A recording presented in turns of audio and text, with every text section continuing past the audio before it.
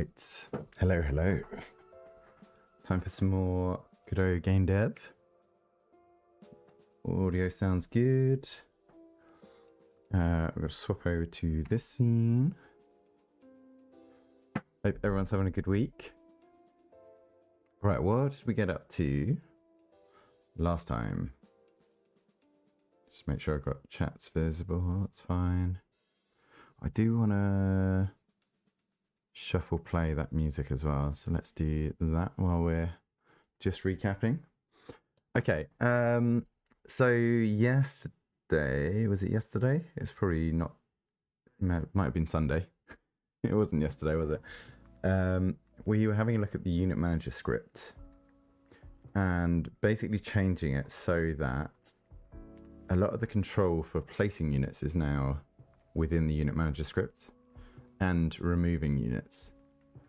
The issue we were running into was this unit template that we were using as like the basis for all of the units shown on the board was a button, and we were trying to get it so that, if I show you here, when you place a unit on the board, that click event, so if I click and hold, it was placing a button where we're clicking, and then the button was immediately registering the click that had spawned the unit as a button click as well, even though the button wasn't there at the very start of the mouse down event. So we were running into that issue that it was then registering that, which we were trying to use as a click event on a unit as a, oh, I don't want that unit there anymore. Like the player saying, remove this unit. So what was happening was we were spawning the unit and removing it in the same frame. So you didn't even see it spawn. But that was just some oddity around basically the newly instanced button registering the click event that had spawned it, which seems a bit of a weird way to operate in my eyes, but that's how it was working. So we've now swapped this to a No2D instead, which doesn't have any click event on it. And all this does is has a set sprite function that when the unit manager generates it, which is up here, we're setting the sprite based on the unit type. So that's all managed there. And now instead of the unit handling despawning, what happens instead is that the map, which is this board bit, this grid of 8x8 at the moment, registers click events. So if we click on an empty square, it will send that cell coordinate to our unit manager, and the unit manager can determine, okay, is that is that cell occupied? If not, do we want to spawn the unit? And that's done in the place units, I think. Yeah, here. So this input event. If a player clicks on a cell, if it's a left click, we figure out what cell was clicked, and if we want to place a unit on that cell, then we tell the unit manager to spawn a unit in that cell. If we right click now, that's what's removing units now. So right click to remove, and then we have the option of doing the other type of units as well. So it feels a lot more stable code than what was there before.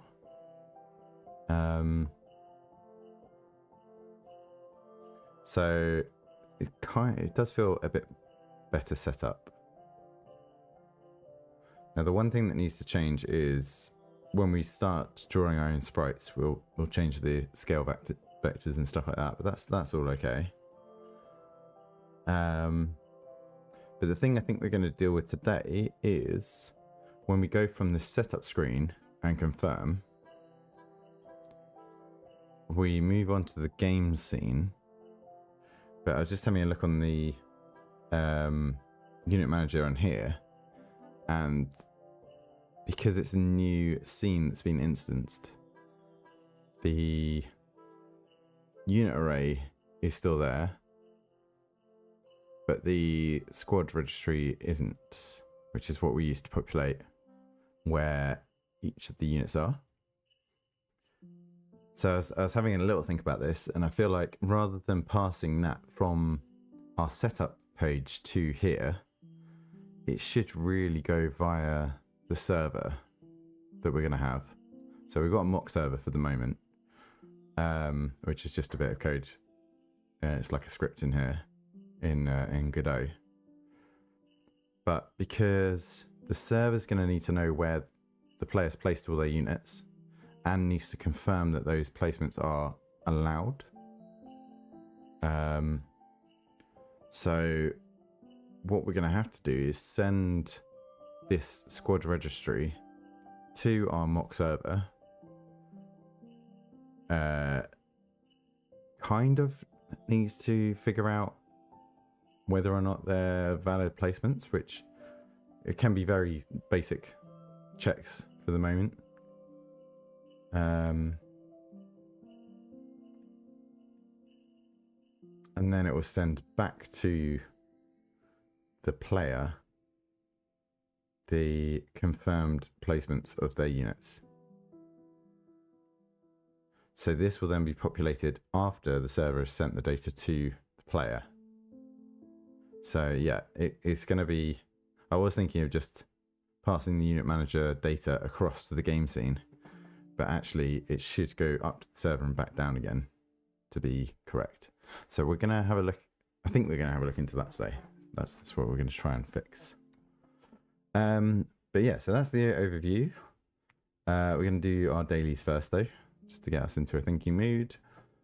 Starting with our word-based games, Wordle similar games. This one is hashtag, which is Wordle in 4 different ways. You have 2 horizontal words, 2 vertical words. All the letters are shown on the grid, and similar to Wordle, greens are in the correct spots, yellows are in the correct word. Where it crosses, obviously, where like this S could be in this vertical word or it could be in the horizontal word. And you have 12 swaps available, so you can swap location of 2 tiles to match. I always say that the normal good starting point is to look at how many vowels you've got. We've got 1 of each today, so that's not really as useful.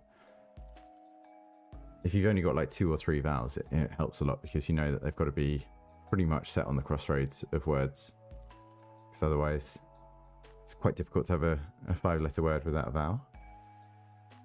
And the other thing is, most of the time, a swap between 2 letters should make both letters green. So you should get the correct location for both. So for example, if we worked out this L was meant to be an S, there's a chance that we could swap it here or here. And one of them would make both the L and the S correct. To save you on the number of swaps you do. So it's normally a good idea to have a look at what could be the full word before starting some swaps. So this S is probably going to be at the end of this word. It's likely. Got a lot of clues around. This S is, again, probably likely to be at the end of this word. And because an L is meant to be in this word, I'm tempted to do that swap actually, this S for this L. Because that will test this S location here. If it's still yellow, then we know that the S goes here in this word because this is still grey. And then also with the L, we're testing a new spot for this horizontal word.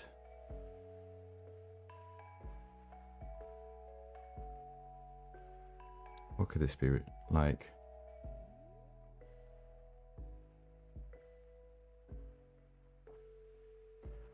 Could be like poles, P-O-L-E-S.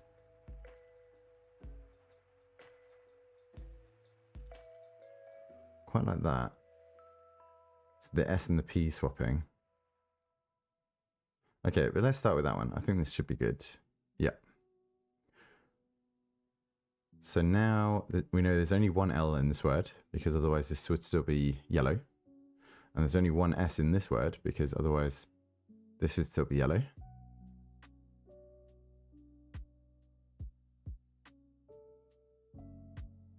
And this S was yellow here, which is indicating now that the horizontal word has an S, that first one. Because if it was in the vertical word, then this S would have turned yellow. So I quite like this P swapping with the S then. That feels like a correct move. The L and the U seems good here. Because what else is it going to be? We know that there's an S in this word.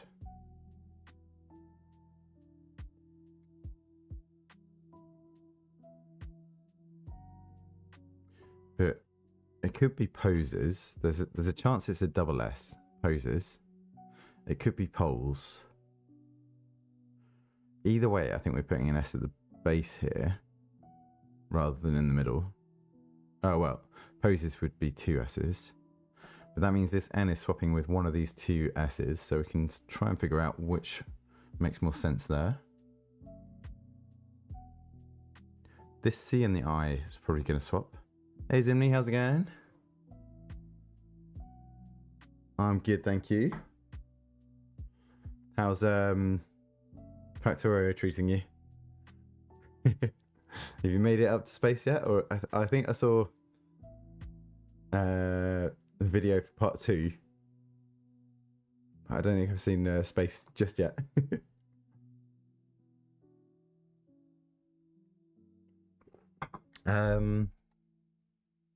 Not yet, no. So yeah, I think the C and the I is probably going to swap. But we don't have an M for climb, which was what I was looking for. Could be cling, C-L-I-N-G. Which I like then, because then we can swap the S with this N.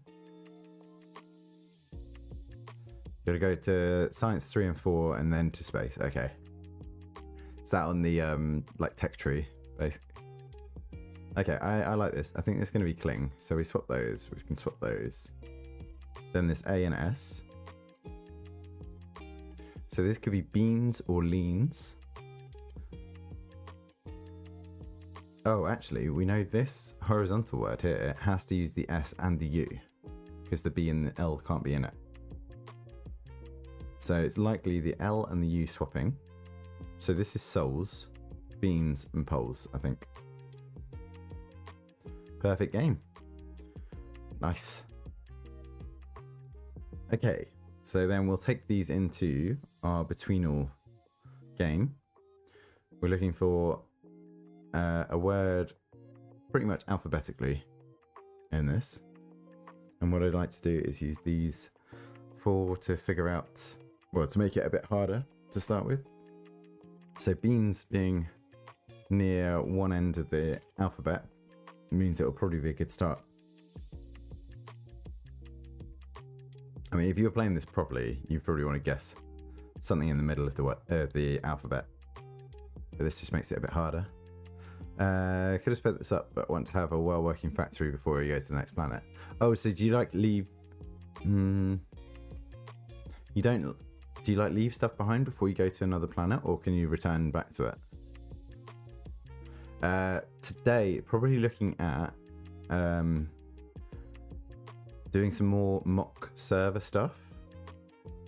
I was saying just at the start that to get the unit placements onto the game scene from the setup scene, we could just pass the data across between the two scenes.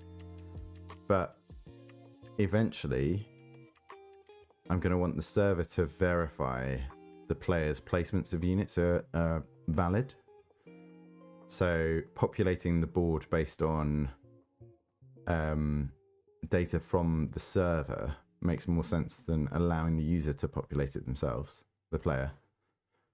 So we're going to do like a mock server, send data from the player to the server, and then back down after it's been verified, kind of set up.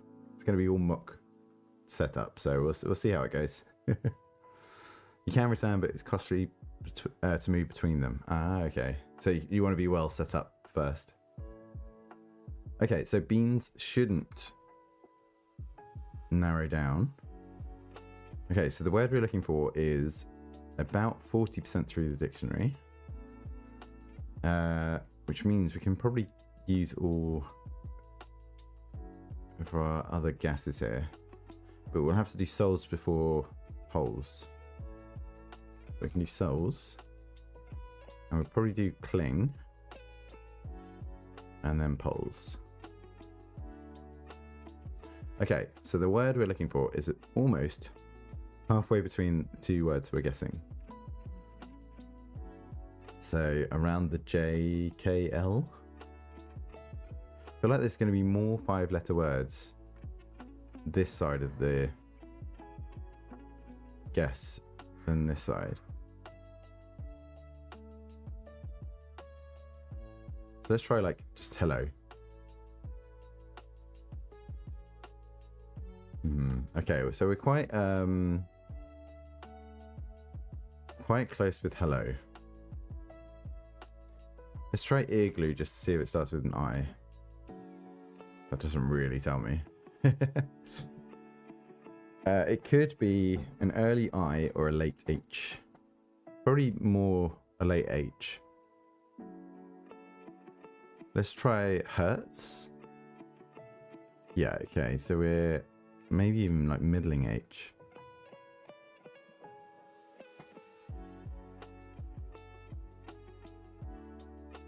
Let's try Horde. Getting a lot closer. So later down, Hotch. Is that Hotch? Like Hotchcotch? No. Oh, apparently is a word. Okay, halfway in between these. Right, okay, HO. Maybe an L? Or let's try hoist. Hoist seems pretty central to that. No. Closer to Hotch.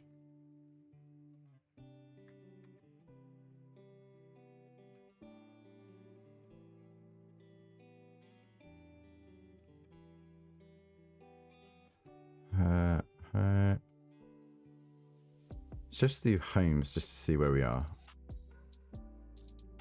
Okay.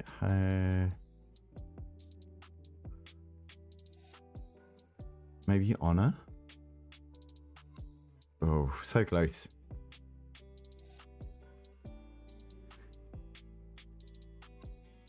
Honed, maybe? Oh, we're on the last guess.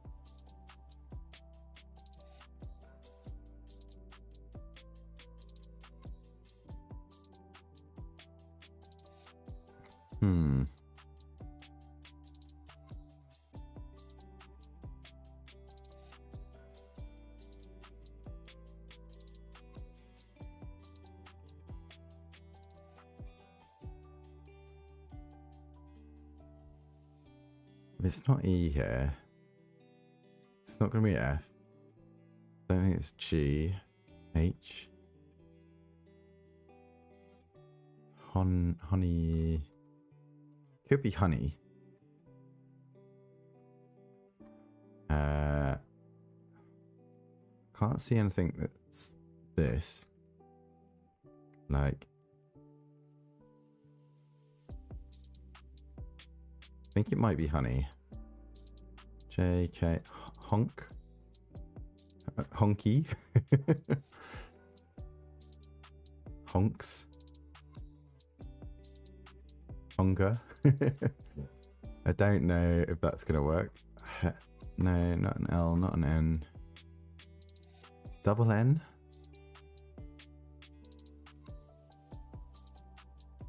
Or an early O? No, I think we're honey. There we go. God, took a few guesses there, but we got there. Right, and then we use that as our starting word on Wordle. See what we get. 2 yellows. That's a good start. Maybe we end ON.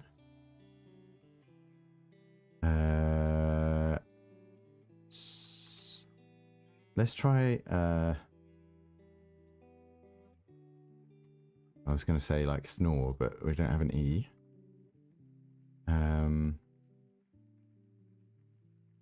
Scorn. I think that's with a C, isn't it? We can try scorn. Gives us a lot of common letters. Okay, we've placed the O and the N correctly. Could be a double O here.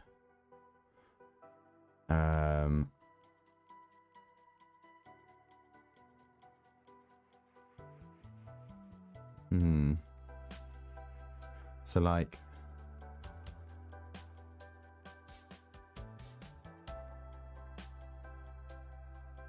could we do something like that?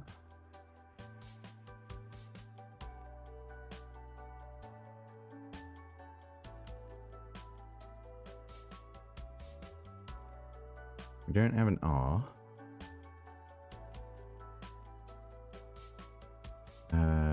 What's this going to be?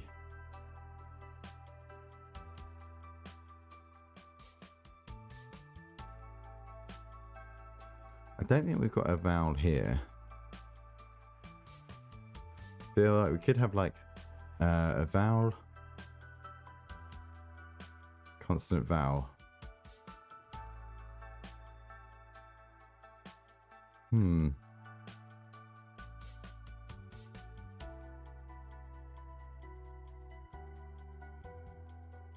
What's going to be in between the O and the N?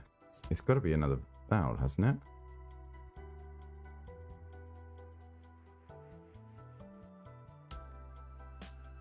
Not seeing anything that could fit there that's not going to be... Maybe the G. But I think it's... Oh, a W. Ooh. W fits there well. Let's try flown. That's so lucky. That's so lucky. Nice. Okay. Right, on to travel. So we're trying to go for... Oh, Africa's probably my weakest continent for this. Burundi to Lesotho. And you're trying to go via the fewest border crossings. Burundi. Oh, so Lesotho's the one, I think, completely enclosed by South Africa, right? Or is it the one that's just on the edge of South Africa? Either way, I know South Africa is going to be the last answer before Lesotho. So we're probably looking at like Mozambique to get up.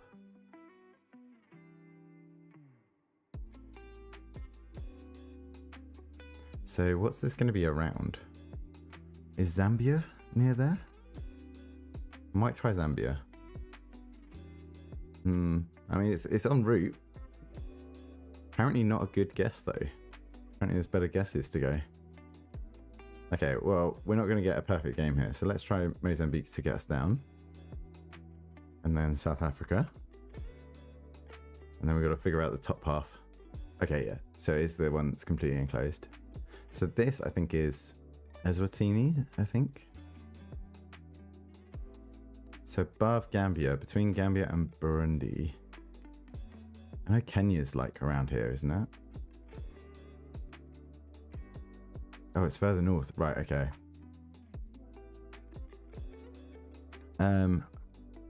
Is Namibia this side?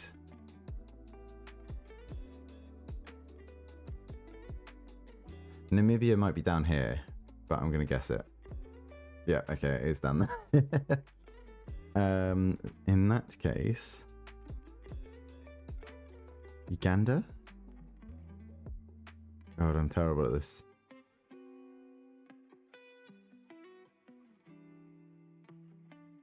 I mean, what else? You got the Congos, both Congos are like here and here, aren't they?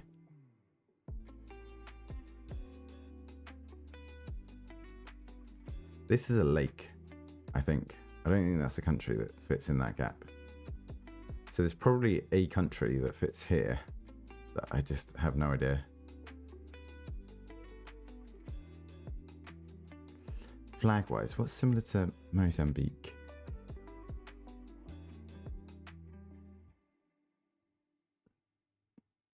Where's... yeah, Zimbabwe is around here. Should we try that? That might... oh no, it's further south. Okay. You know your maps too well. Malawi. Okay. Oh no, that wasn't... that was the gap, right?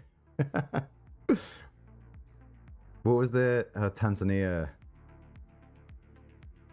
oh, I thought that was going to be a lake.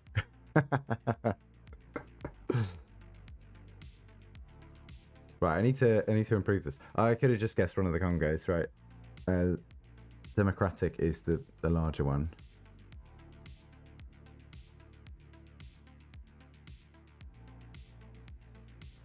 There's a lake there also called Malawi. All right, just to keep it simple. Yeah, the bits that I really struggle. I mean, I need to do more geography-based puzzles. Because like this area around the coast here, I find really tricky. And then I just don't know this area well enough. And then like Central Asia, I find a little bit tricky. And can I zoom out more? Oh, you can't zoom out that far. I think most of the Americas I'm okay with, and Europe I'm getting much better with. Right, on to connections then. So connections, we're looking for 4 groups of 4. And there's normally lots of red herrings as well to throw you off.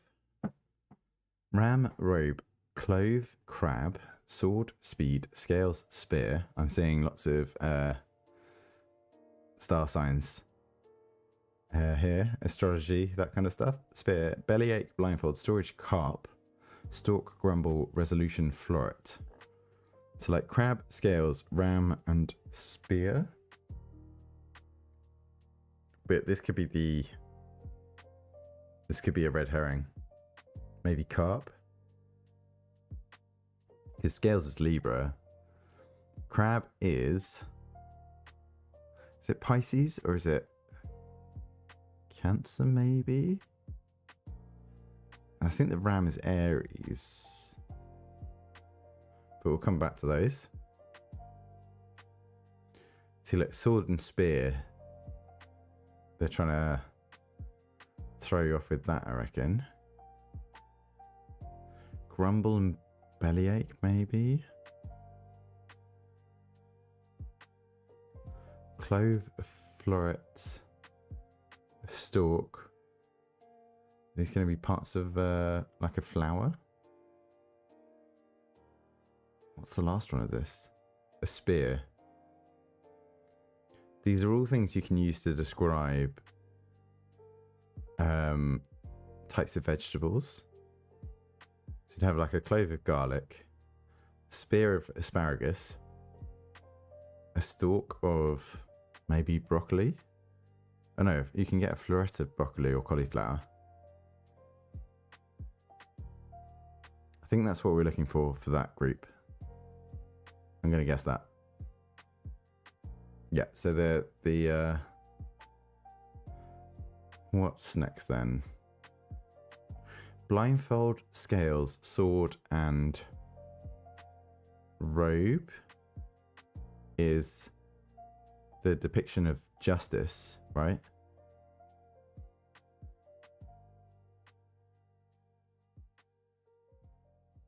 Is there anything else you could have on this? Speed, grumble, crab, carp, ram. No, I think that's a good guess as well. Features of justice personified, yeah.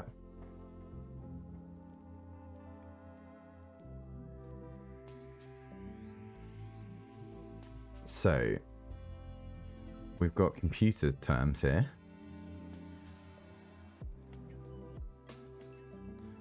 Like your screen resolution, your RAM, and then the speed and storage. That would leave bellyache, grumble, crab, and carp.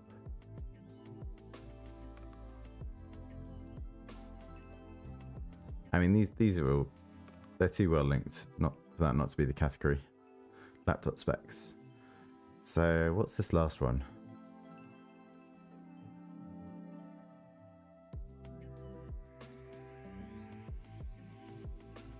Not sure. Oh, it's a complaint. Really?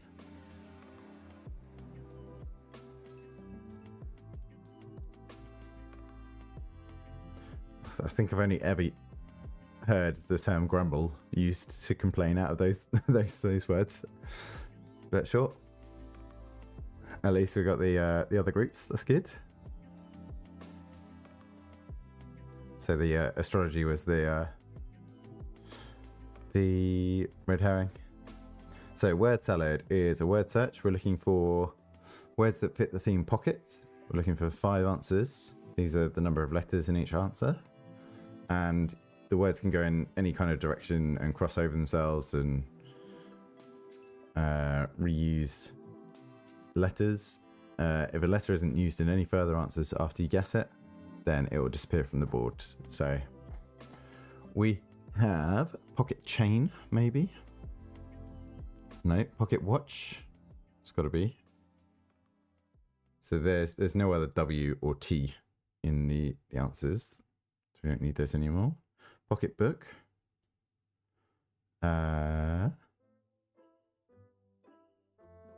Pocket shank. That's not a thing, is it? Pocket change, I can see. Pocket.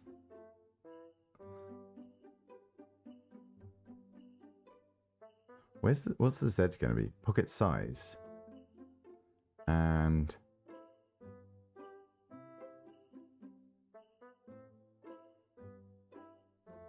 pocket knife. I was like, what's a fink? Fink?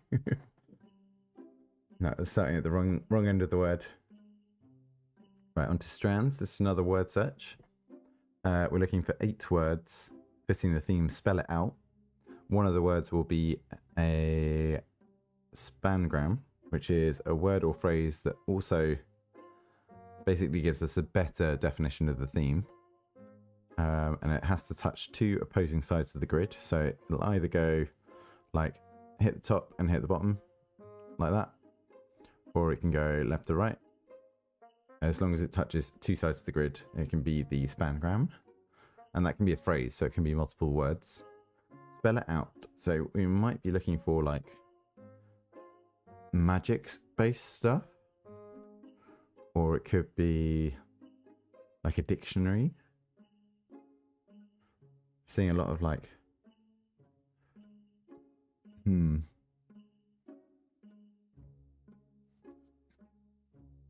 X is a confusing letter to have. What can that be fitted with? Spell it out.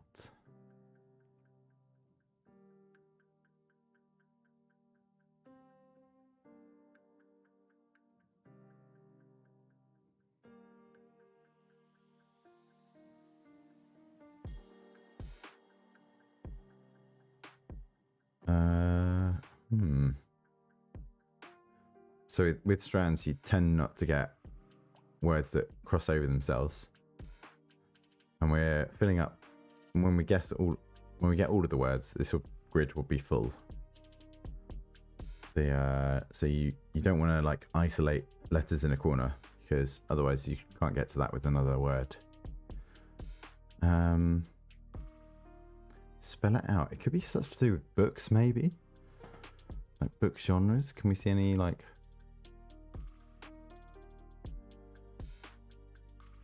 horror or no?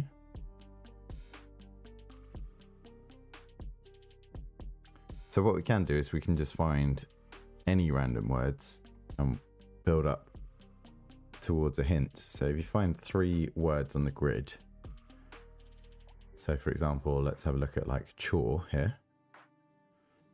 That counts as a 3rd towards a hint. And when you use a hint, it will show you all the letters in a word. And you just have to figure out what order to put them in. Might have to work towards that, it looks like. What, hoot. And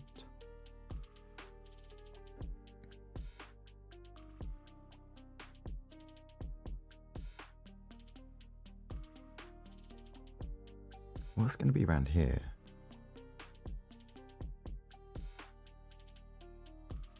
No.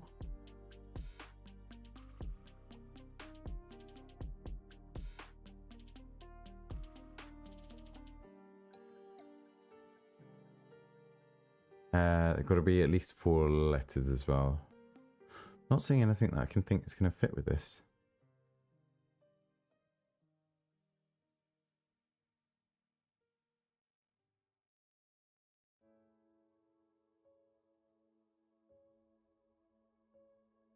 No, maybe we just find another. Let's find another word for hint then.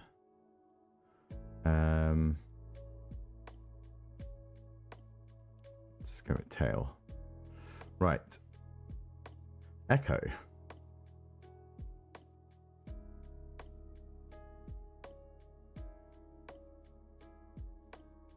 Okay, how does that spell it out? Oh, phonetic alphabet. Okay. Right. This is going to be a lot easier then. Foxtrot. Hotel, do we have? Charlie, maybe? No? Have we got Bravo? Bravo, there we go. Tango. No, that's not Romeo.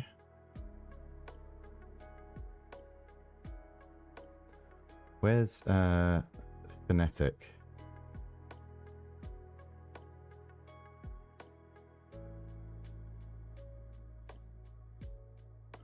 Feels like phonetic should be in there, but maybe not. We got golf, yeah.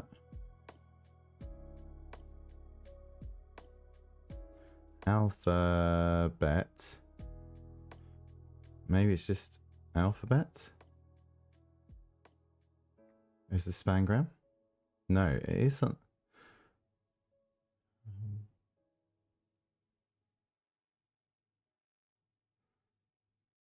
Oh yeah, it could just be alpha. No. I think that's part of the spangram, but alphabet. Oh, it's going to be NATO alphabet, right?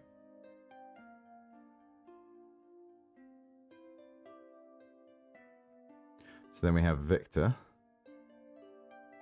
and Delta. Nice. Once we got the that it was the phonetic alphabet we were looking for, then that all started fitting in. Right, and then finally the mini. So just a standard crossword.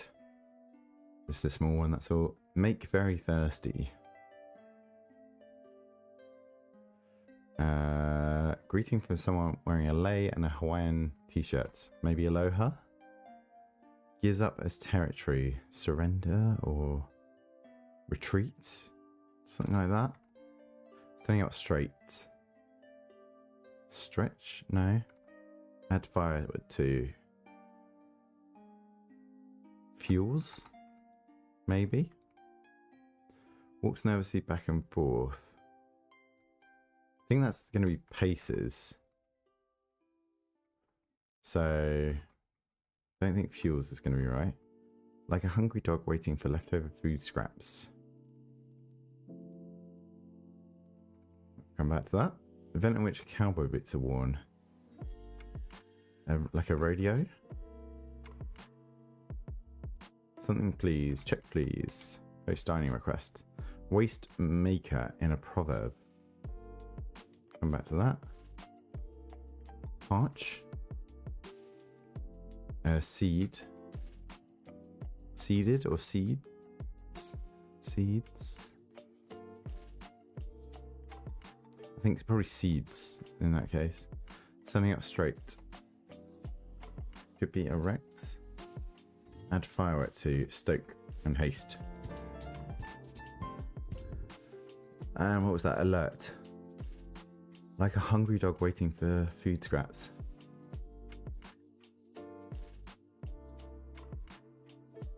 Waste maker. Haste makes waste. Not heard that proverb. Okay. Cool. Okay. Right. Now, we've got to have a think about what we're doing for this. So at the moment what's happening is we're at our unit manager state.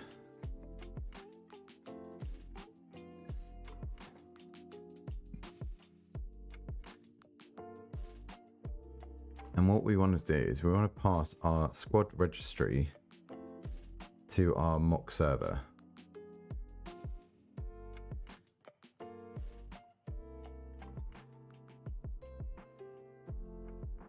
So maybe we want our server bus as well. And we do signal of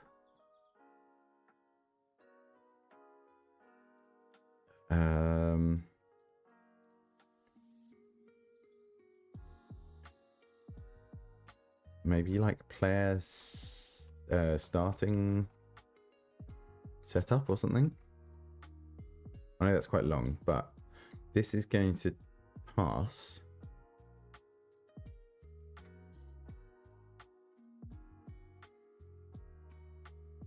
really this should just pass it as a string, because not only is that safer,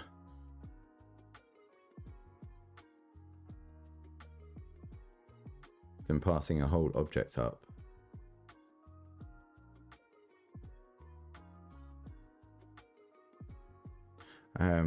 it should be less data, I think.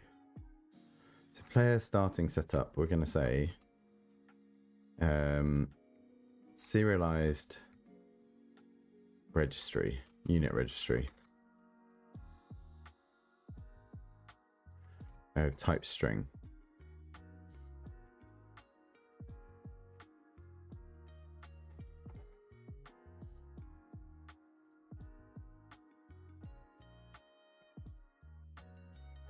So the mock server needs to connect to that. Server bus dot player. Oh, it's not there yet because I haven't saved. Save this. Player starting setup. Player starting setup dot connect. Handle setup. What did we say? We've got to validate. Starting setup. And where are we going to go down to then? So we don't want to interrupt handle action. That's going to be later though, so let's put that after. Connect server, set room, randomize starting player, and then it's going to be here. So function validate starting setup. We're going to take a serialized setup as a string.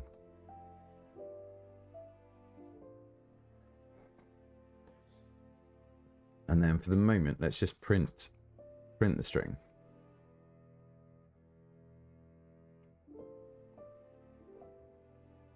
Okay, then we can get rid of that pass.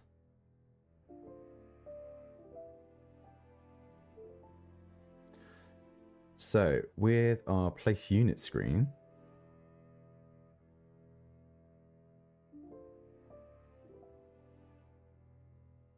No, is it the setup GUI? Yes, this.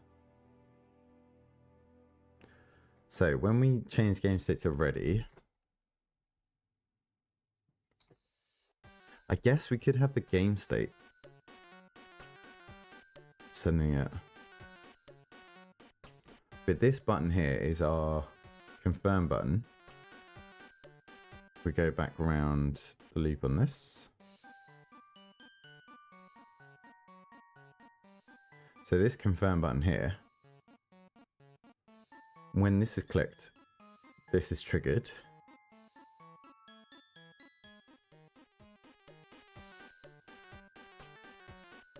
I mean, really, what I'm starting to think is this setup GUI should just be in place units. This is not too complex a script that it needs to be separate, I think. If we have a look at our place units page, so anything that the setup GUI is doing separately. Create the draft unit buttons.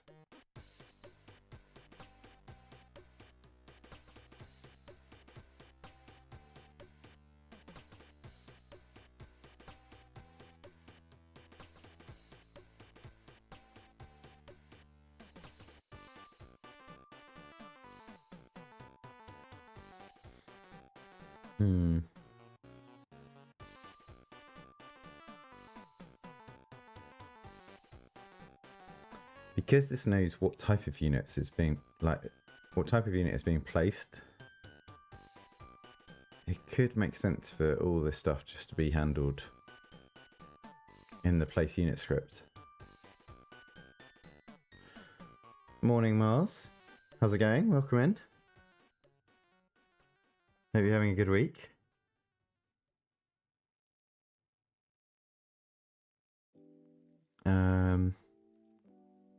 Well, we'll leave it separate for the moment. But what we want to do is, when this occurs, another day in paradise. Not sure whose, but someone's.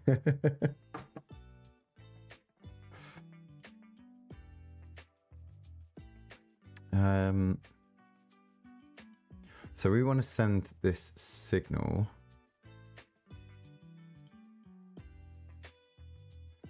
for when the submit button is pressed. So that should, we want to tell our unit manager to send the squad registry. That's what we're looking at here. So actually, did we name that server bus? Serialized squad registry, not unit registry. Squad. And the server, the mock server, serialized setup, that's fine. Okay.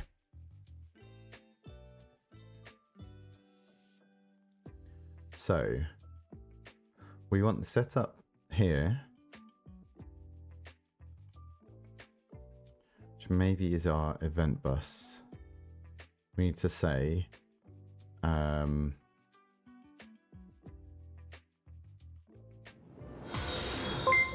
thanks for the follow. We're making a, well, we're attempting to make a turn-based battler here in Godot.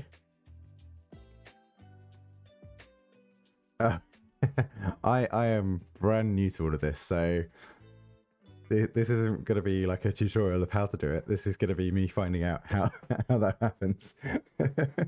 But yeah, as long as it seems, yeah, I had to look around for server stuff, and it seems a few people have kind of figured out ways to do it on YouTube tutorials, but a lot of it is the like peer-to-peer kind of setup for multiplayer, which isn't really going to work in the case that I want to use it here. So we'll see what happens. So for the time being, what I'm doing is I'm just setting up a mock server script that's going to act as though it is a server. And then at some point in the near future, I'm going to have to go and learn how to do back-end code. So I might be looking at like maybe Golang or maybe Dino to run a back-end. But yeah, there's going to be a lot of research and trying to figure out how things work. So yeah, there's going to be a bit of a ride for figuring out how that works. Are you also trying to make games in Godot as well?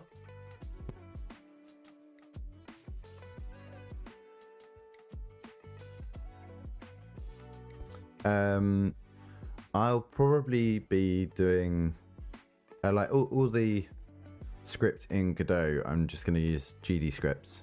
It seems to be powerful enough for what I need to do. But in terms of like server-side code, I think that's probably going to be. I'm thinking at the moment Dino, which is like a JavaScript backend. Or I might have a look at Golang, which is like or maybe even Python. I'm not sold on a specific language for the backend just yet, but my like programming experience is mostly around JavaScript in the past, so I'd probably stick more to the GD script and JavaScript based languages. But yeah, I'll kind of play around, see what good tutorials there are at that point. But yeah, for the time being, we're just going to use this as a mock server. So what we want to do is we want to say to our unit manager, we need a new function in here, which is going to be send registry, send squads.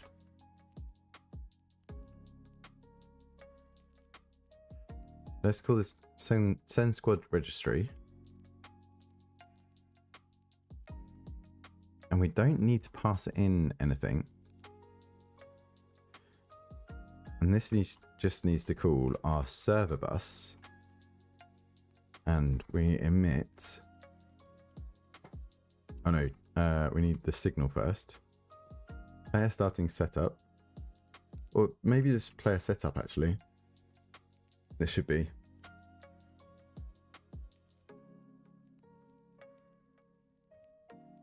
But yeah, my experience with Godot is pretty much this series that I've been doing. So I think we're up to like the 15th stream of this. So maybe around, what, 40, 50 hours? Something like that. So it might still be, there's going to be a lot of unknowns still that I'm going to bump into. Dot emit. And this is just going to be like our test string. So what should happen here? Unexpected signal name after signal. Where's that?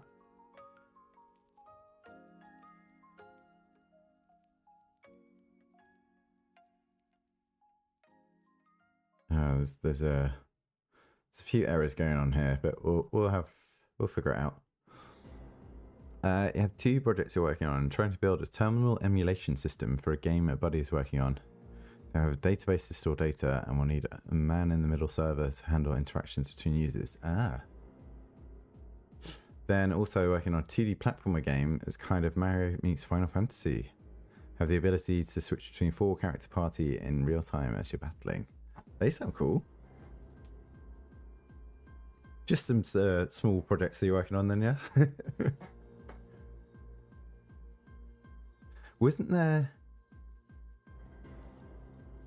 I'm sure, was there a Mario game on like a really old console that worked a bit like that? It was like a turn-based, a bit like Final Fantasy. I'm sure there was. What was that called? Old Mario. That was it, Mario RPG. So like a similar.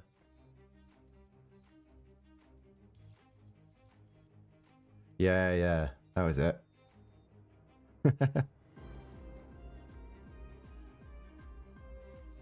So something along similar lines to this.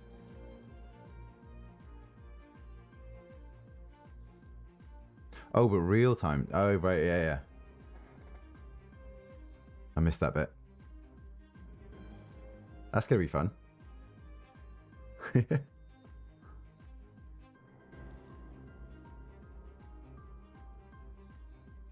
So is it gonna be? So rather than like exploring a map, that's just like 2D wander around kind of thing. Oh, that's probably like a battle scene, isn't it?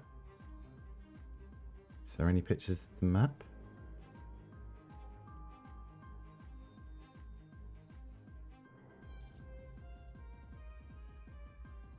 So yeah, rather than like exploring a world like this, you're gonna have a 2D platformer for exploring, and then cut into a battler, real-time battler when you fight. That sounds cool.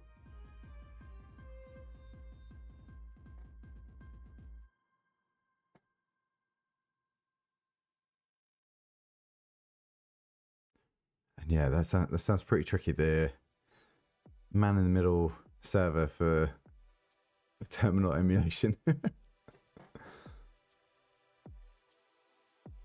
Oh, the battle is still a 2D platformer. We're swapping between characters. Oh, that's cool.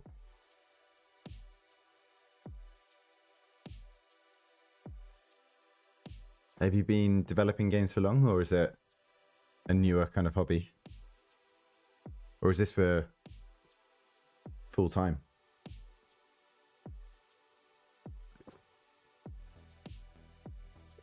Nice.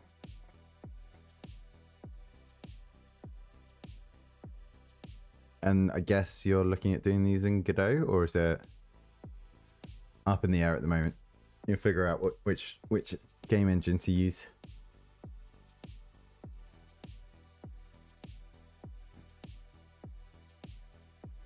So send squad registry. Both are in Godot. Nice. How are you finding Godot? Have you got any experience with the other? Because I started trying out game development. What's maybe like 2 years ago now, but using Unity, and then I've switched to Godot more recently, and I'm finding it so much nicer.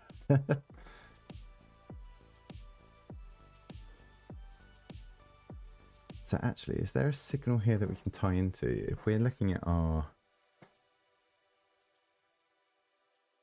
setup, we're telling the game state to change state. And we're requesting for the scene manager to change state.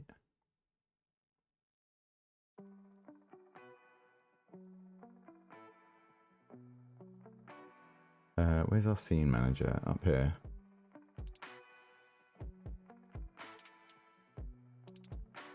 So this is just doing change scene stuff. But I think our game...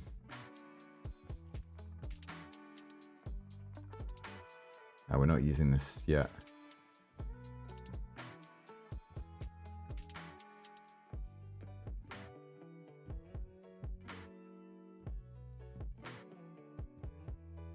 So where is our game state, maybe?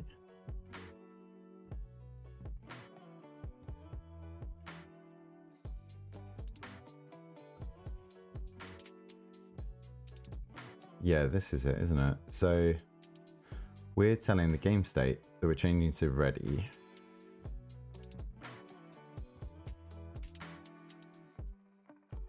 So I think here it should tell...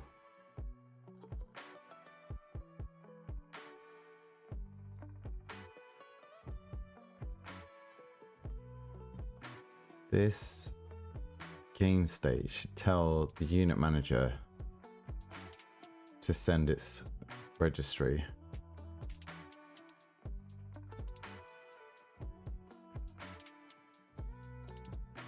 This should be tied to This should definitely be tied to a signal. So in our event bus,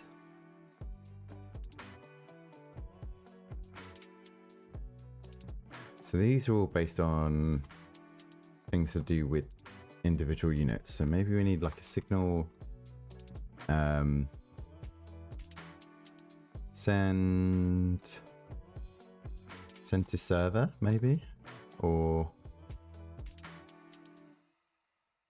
validate place, validate position, validate registry. I'm going to call this validate registry.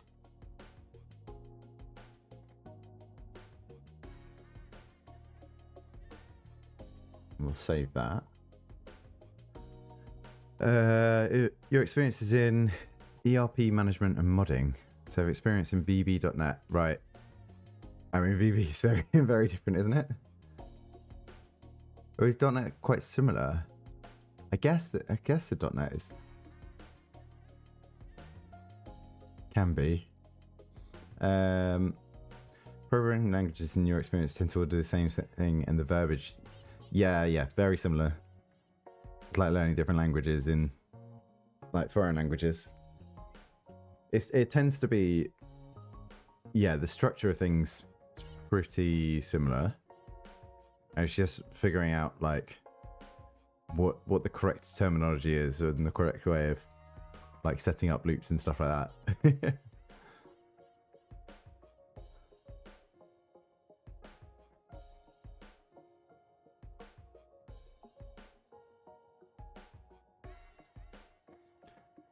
I think that's fair to say. Once you like learn one language, translating it into another language is way easier than learning from scratch. So we want to, in our ready here, we're going to take our event bus and we want to look for validate registry, and we're going to connect to our function down here, which is send squad registry.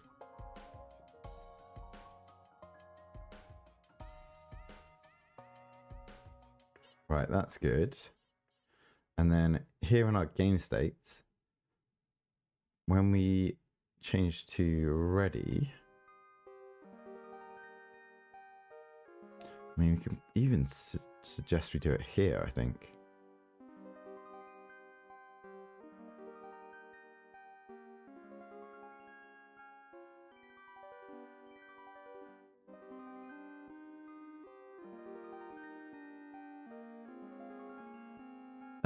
It's also learning how people think. Game developers tend to look at data handling differently than, yeah. that's the thing with programming. Everyone kind of has their own style as well. Like, trying to read someone else's code is always such a, like, it's so difficult to do sometimes. It's kind of the benefit for doing solo dev stuff, is that I know that all the code is, I can only blame myself for the code.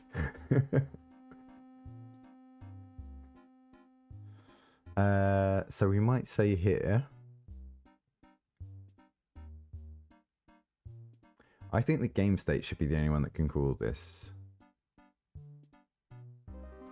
So when we go to the ready state, I think we want here to say event bus dot validate registry dot emit. Oh.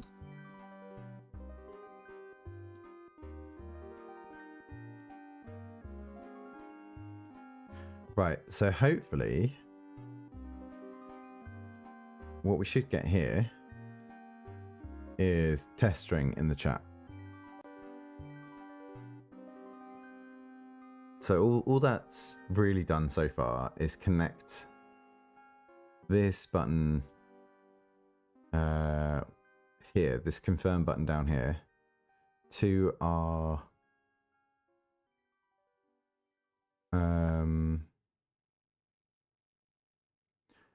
mock server. So this is actually, sorry, this should be the mock server says.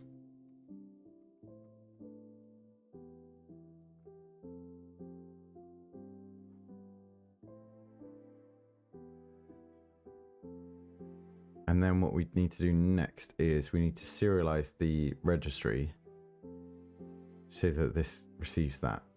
We'll see what happens with that. So we'll place our units down and then confirm.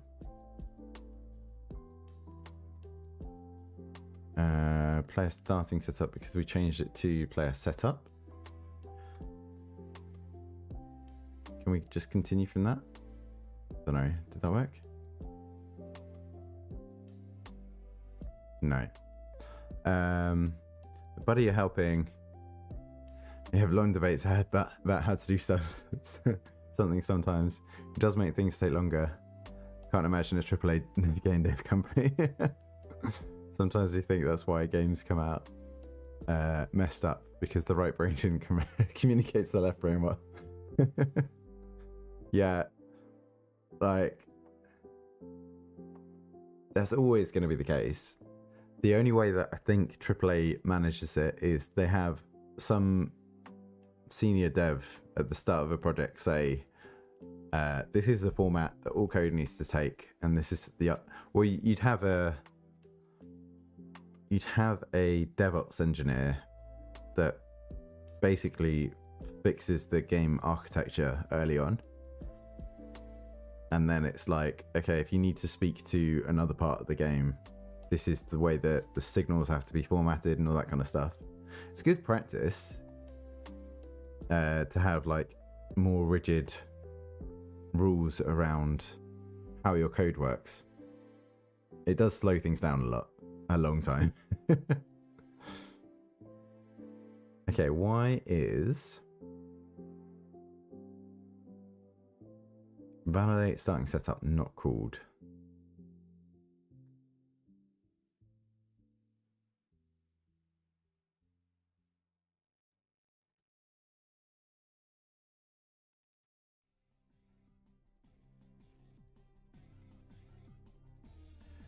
This should take the unit registry, squad registry, server bus. Oh, wait a second.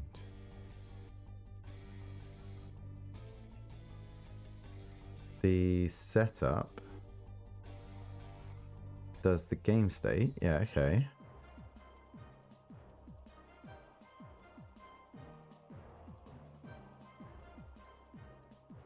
Scene active called by game. Server ready.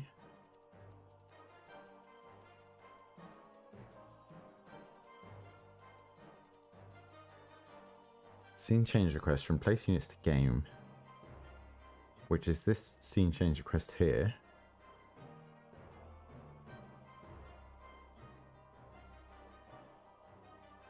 We got a race condition, I think.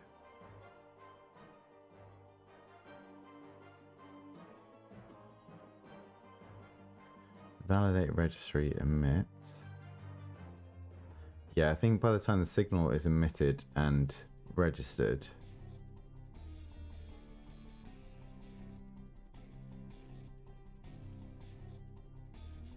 we've moved on to the next scene.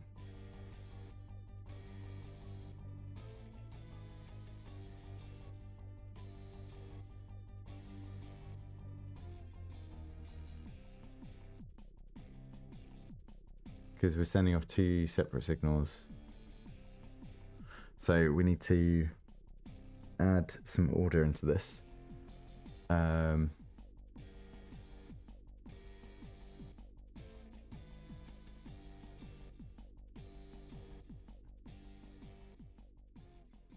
really, this scene manager request scene, that should be somewhere else. This needs to trigger, which means our game state then does this.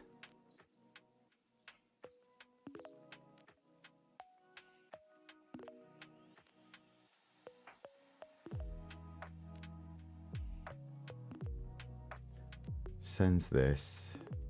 goes to our unit manager. So let's just double check. We connect to that, that's fine. That goes to this function. We send this emit.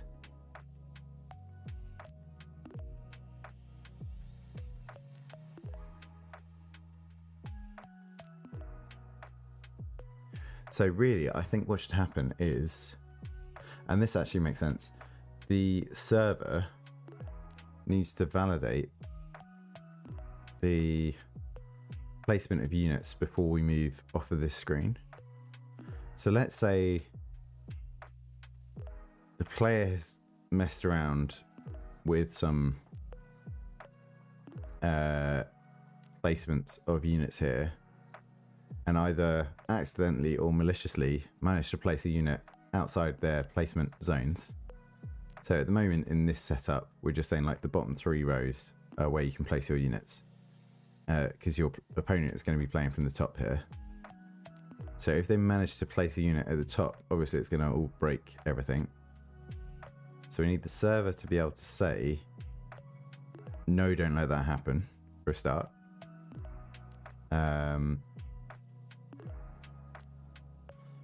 But we need to get the player to correct the placement here before they go on. So it makes more sense. This confirm sends the data off to the server, and if it's valid, the server then comes back and says, okay, move on. So the scene change needs to happen after the server has validated. Right, okay, in that case, our mock server needs to do this, and then needs to call the signal bus. No, needs to call the server bus.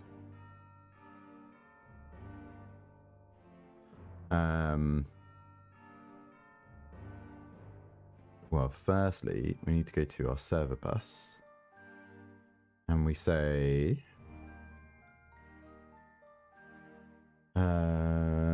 signal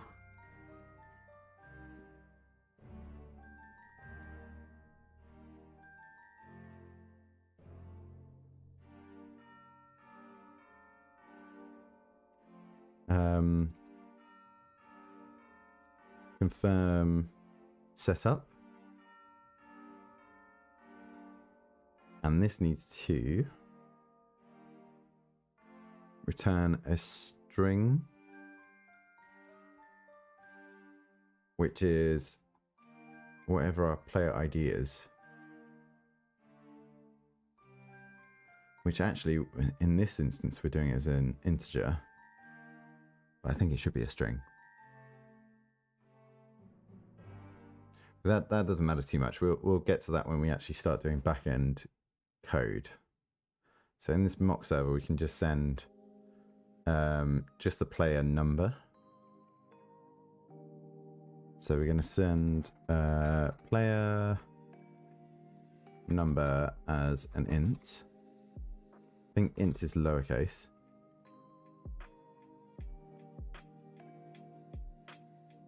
And so this is confirm setup, and for the moment we're just sending one. Oh, dot emit.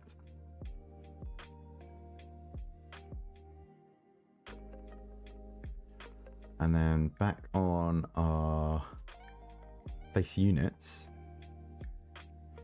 we need to do server bus dot confirm setup dot connect, and we need to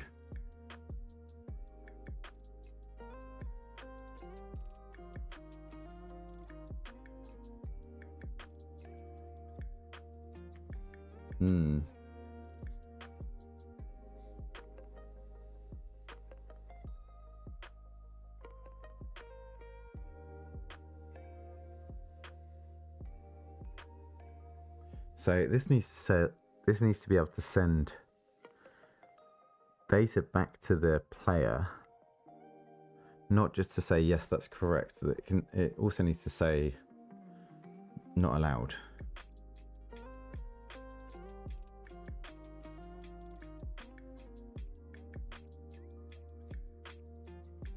So it's not just a case of sending the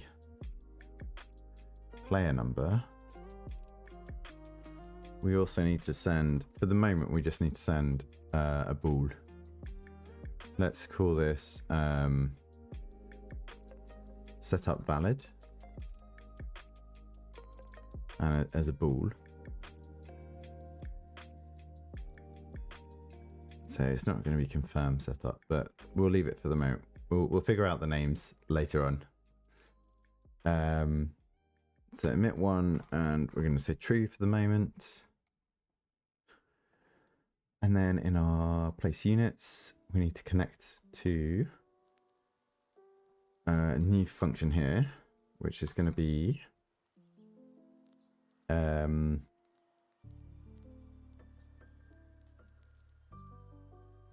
what's going to be the term here?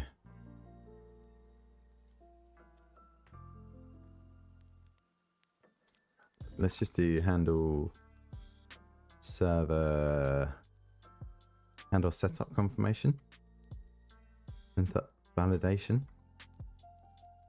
It's a terrible name for this function, but this is going to take in our player number, which is an int, and result, which is a bool. And let's call this is valid. Right, so firstly, we want to check if our player number matches.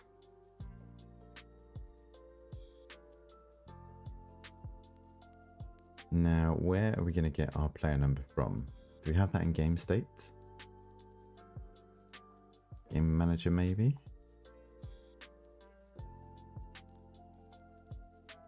You know what, maybe we don't even have... we might not have our player number.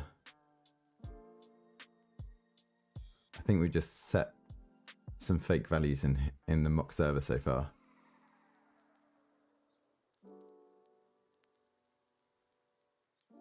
So let's just put a note in here, which is our like to do verify player number is correct, because we don't actually have that implemented just yet. And then we say if is valid, then we want to request the game scene from the request scene, from the place units. Else we need to throw an error, which we're just going to do as a print for the moment. Invalid setup. And then this needs to, we'll do it to do show error message to user, the player, to do check setup against room rules, and highlights what error found. Okay, I think that's good.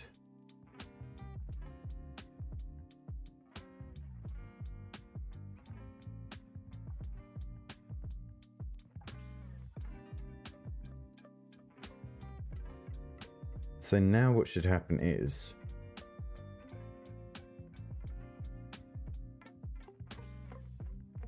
the data needs to go up to the mock server and back down again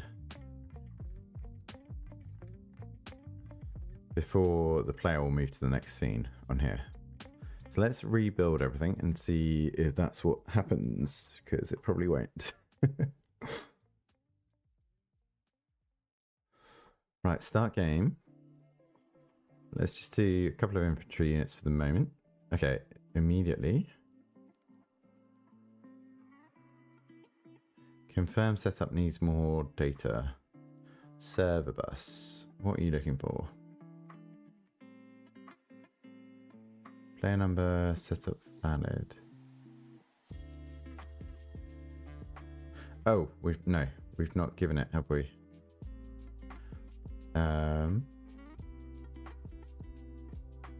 We've not told it this function that we just made. Handle setup validation. Right, rebuild.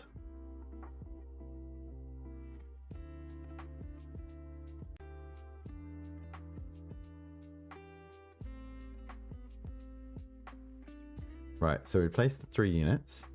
And then actually, what we might do is, in our mock server, let's put a break here and see what we're seeing. So when we click confirm here, nothing. Okay.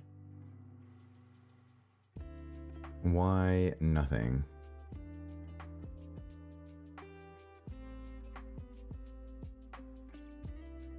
So this should be cooling.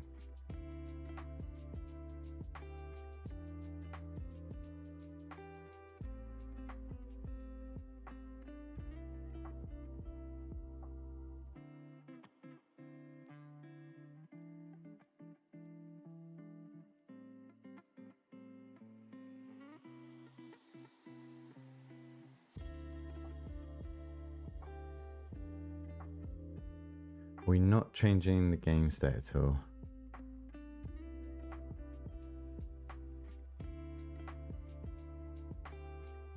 I feel like there's something here that's broken.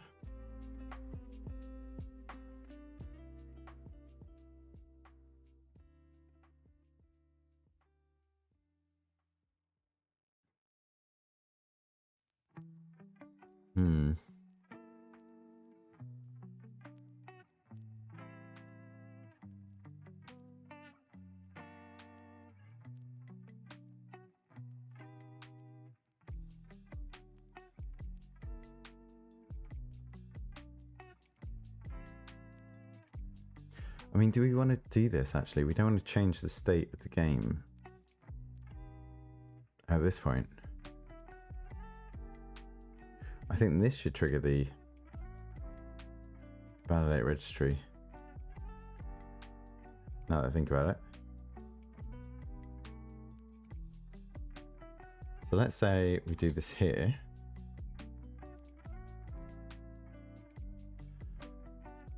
We don't do this. That should happen here.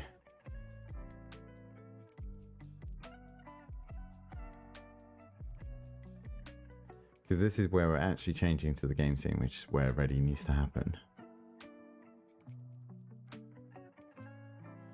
Which means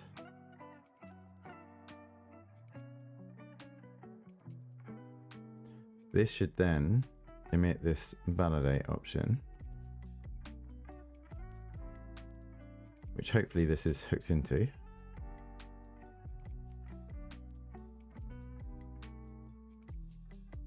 No, it's our unit manager. This one. Connected to validate and yeah, okay.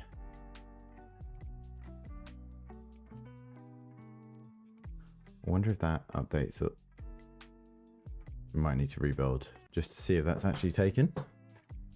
Let's see what's happened with that.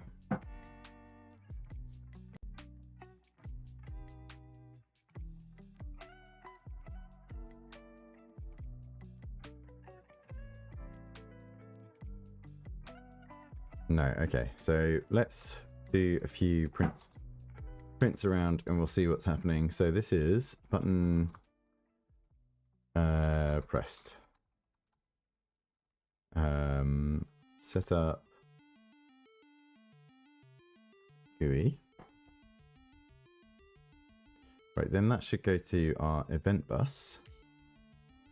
Validate registry, which goes to unit manager here. And then, so we do print unit manager send squad.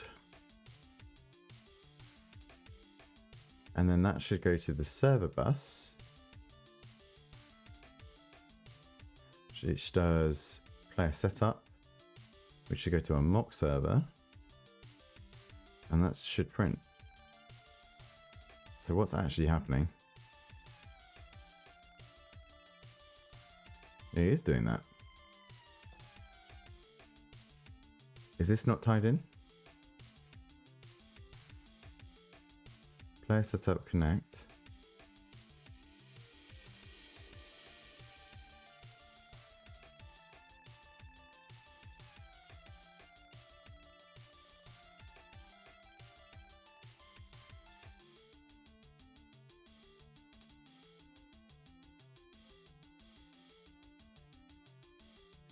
Our server bus is running.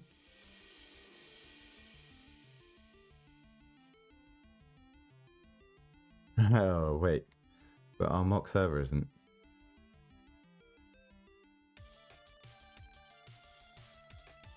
Is the mock server not attached to anything?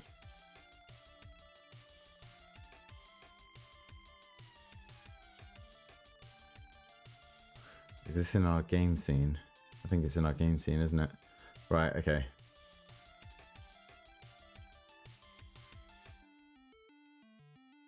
So, in which case,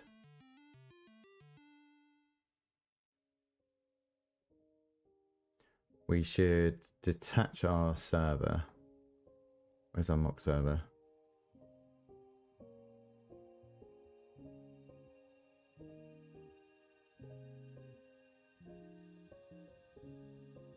So, project settings.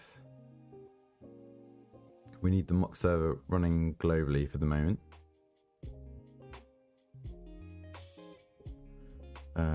Where is server, mock server? Add that.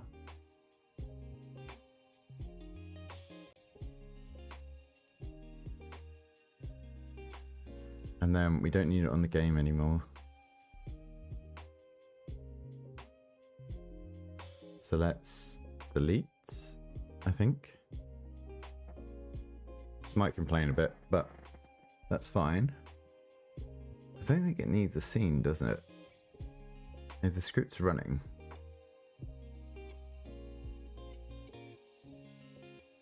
I think we can get rid of the mock server scene.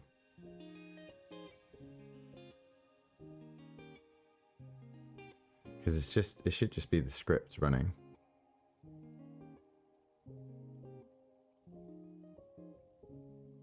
Okay, and now if that's running globally, yeah, that should work. Hopefully. Let's have a look.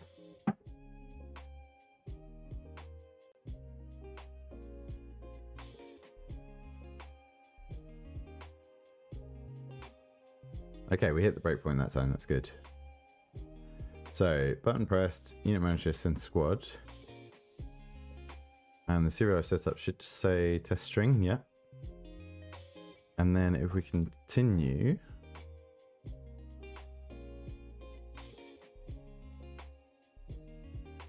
tentacle function connect server and base null. That's because this isn't mock server anymore. Instead, this should just be addressable as mock server, yeah. And we might have broken somewhere else here.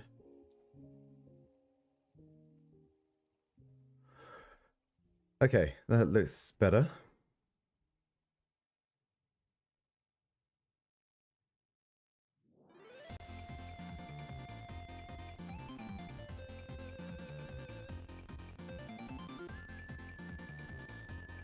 We'll get rid of that breakpoint now. Okay, and then it changes to that scene, and we get the output.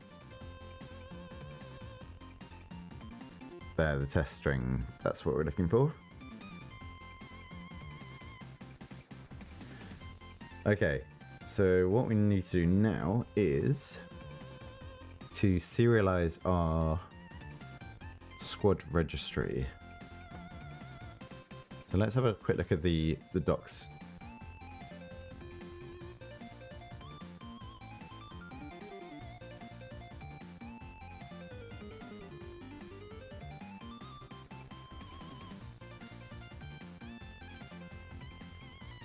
So I'm assuming... Is there an easy way to serialize the dictionary?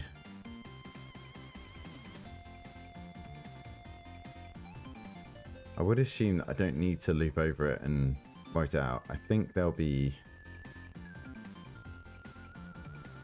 GD scripts basic? Right, I need a window open to go to.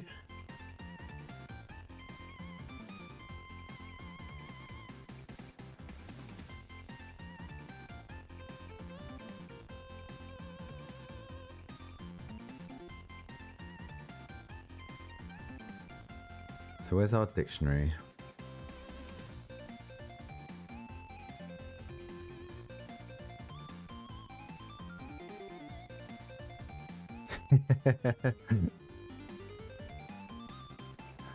heard me in stereo. Yeah, I multi-stream it. Just because YouTube VODs are so much easier to deal with. Means I don't have to like download and upload again.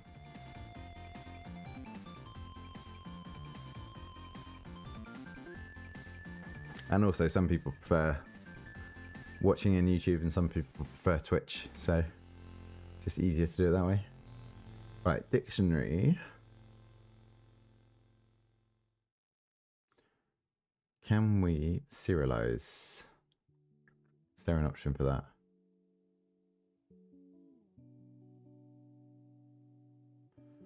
Merge, make read only. Keys is read only. Empty.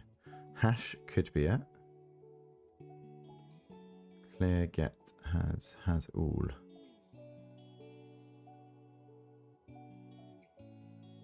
Okay, let's have a look at the hash.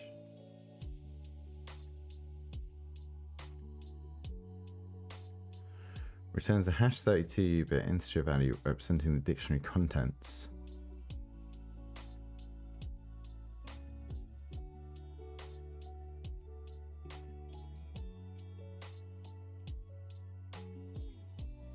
No. So let's see. GD script serialize dictionary.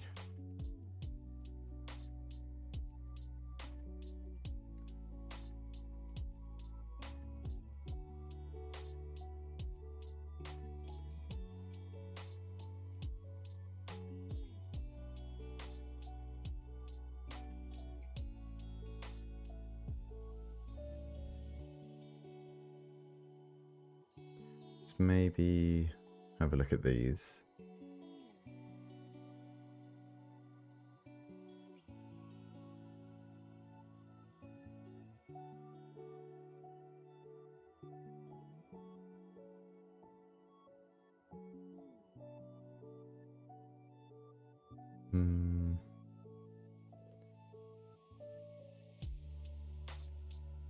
Work around your own props.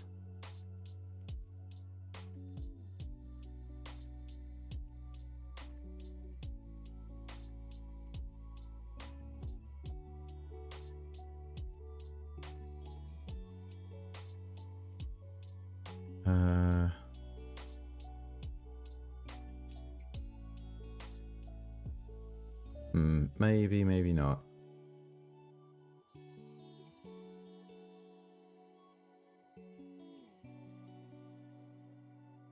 So I think what we should do instead is if we look through the keys, right? We go to,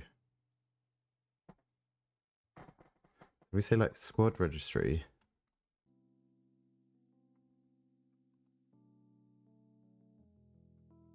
Let's just print these and see what we have to start with. So we should just be able to loop around and redo that. I'm hoping we get printed out inventory 1 and 2, which we do. That's good. So what we could do is say for unit in squad registry.keys,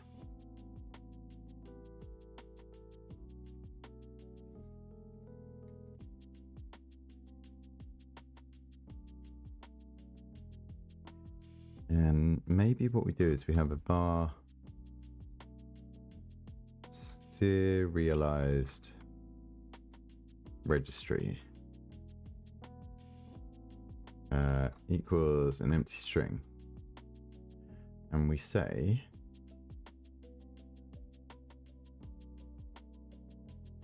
plus equals, I assume we can plus equals to a string, but we want to add in our unit and also serialized registry plus equals squad registry unit. I think that should work.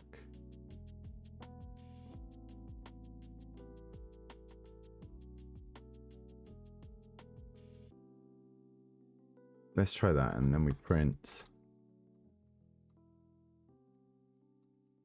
Instead of the squad registry keys, we want to do the serialized registry. And let's see what we get out of that. So we should just be able to loop back round, and that should all be updated. Don't need to rebuild. Yes, we need to stringify it as well.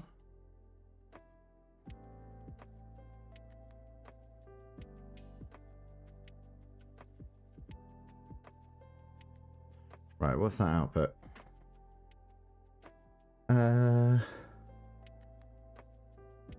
Infantry 1, 46, infantry 2, 37. That looks good.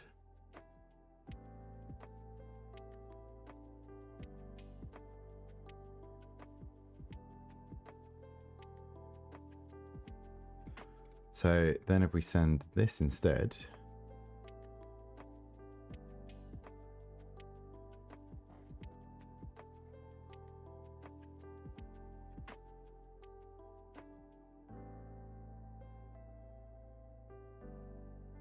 and what I want to do is I want to avoid the move to new scene, which I think is here. So handle setup validation. What we want to do is return false, which is from our mock server. So if we just send false, we can do some testing, and it shouldn't move on from that scene instead. So let's have a bit more variety now. Let's have loads of units.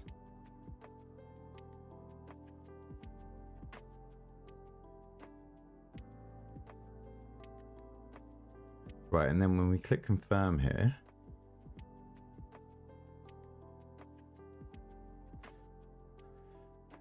we see infantry placements, and we say it's an invalid setup, but we can now, let's say we remove that first infantry and place it somewhere else. Oh wait, I have to have it selected. Will it now say infantry 1 at the start, or will that have moved to the end? Let's have a look. I'm hoping it's still at the start because that'll be easier. No, it's right at the end. Okay. Like your style, some streamers code but don't really explain what they're doing. Yeah, it's I mean, part of the reason I started streaming was so that I have VODs to look back on for when I revisit projects. So that the main goal is explain as much as possible, because if I need to review the codes that I've written, I want to understand why I wrote that. So I started off doing that, and we'll see how it goes. But I just find it so much more useful, and it is that kind of if you've heard about the idea of having a rubber duck on your desk when you program. So if you ever get stuck trying to fix a bug, the act of explaining to the rubber duck, what you're trying to do in your code sometimes helps you figure out what the bug is. So it's that kind of same setup. It's just like, let's just explain everything. And then if I get stuck on something, explain it in more detail, and hopefully the problem surfaces and you can figure out easier. But yeah, otherwise, also, stream would be quite boring if you're just looking at someone code. It kind of works for some people if they want to,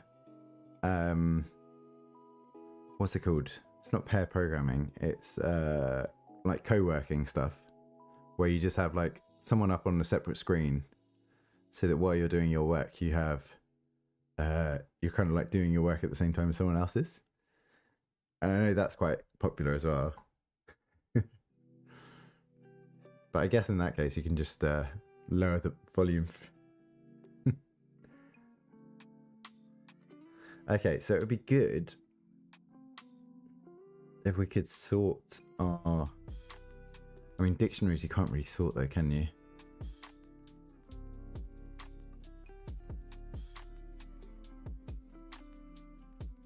Does it matter though? Ultimately, it doesn't matter.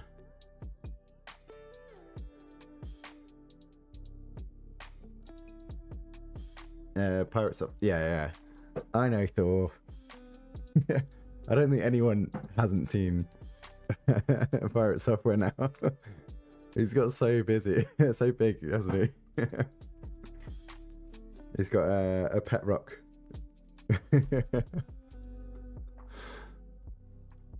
Awesome. Yeah, part of the music I've just got like a YouTube music playlist, and that includes Heartbound's OST.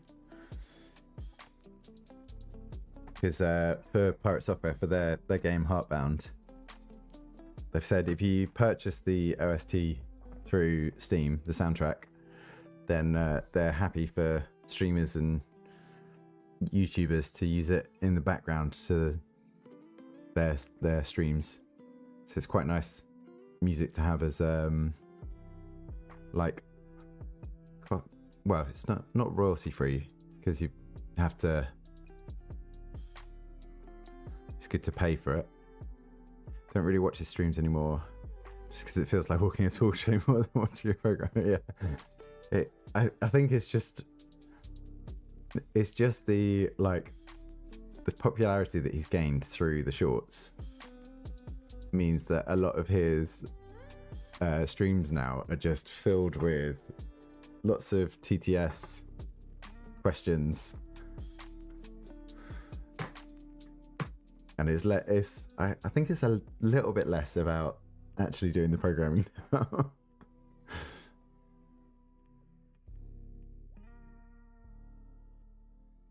Yeah, I did used to have his streams on in the background all the time, because it's a nice stream to have in the background while you're doing programming stuff. But I've heard some of the stories so many times now. I'm like, okay, I've heard this anecdote.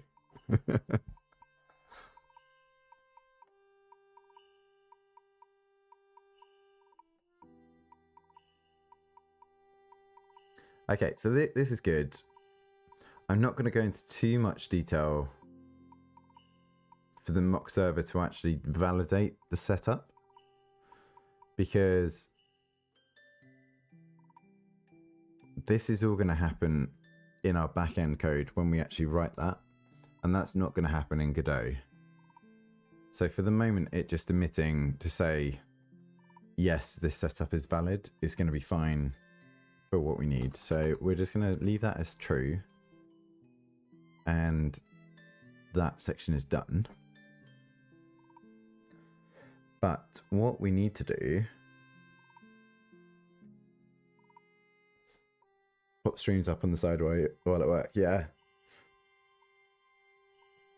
it's good because I always find it helps me focus on the work that I'm doing, even though it sounds weird. It should be another distraction, but I think part of your brain gets tricked with like, oh, this person is doing work, so I should be doing work at the moment. That kind of a bit better focus.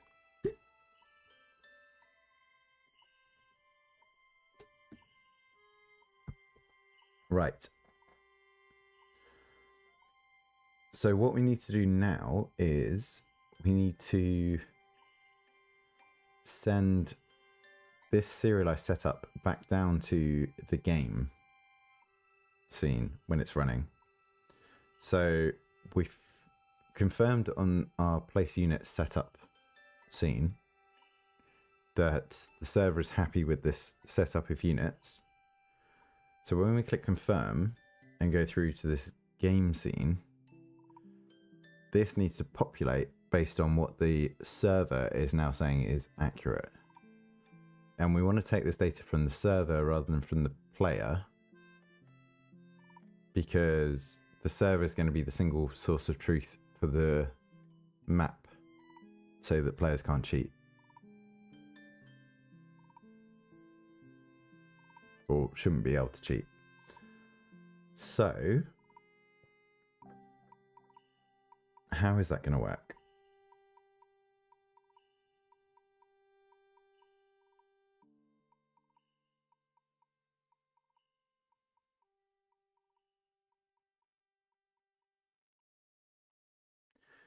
We're going to have to look at this game script, which is going to be...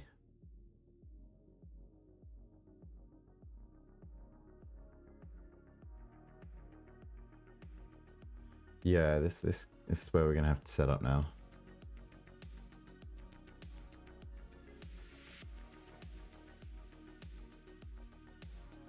So just before we move on to that bit, let's just double check if there's anything else we want to be doing.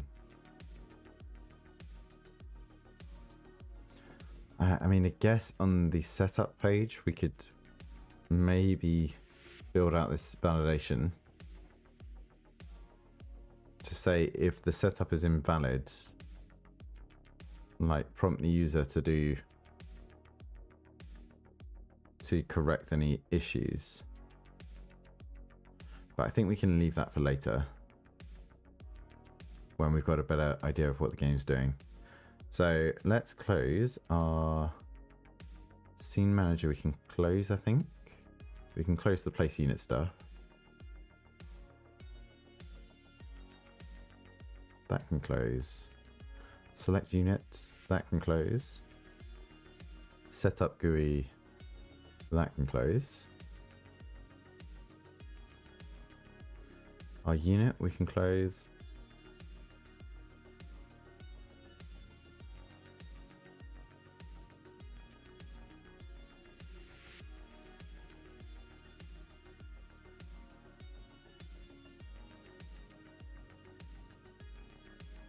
So we kind of want an inverse of this, which is going to be receive squad registry. And this is going to be a serialized registry string.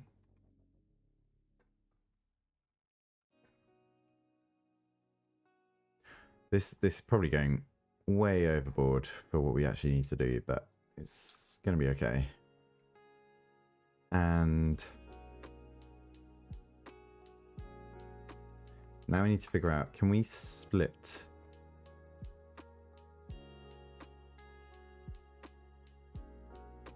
we're gonna have to do some like string manipulation here.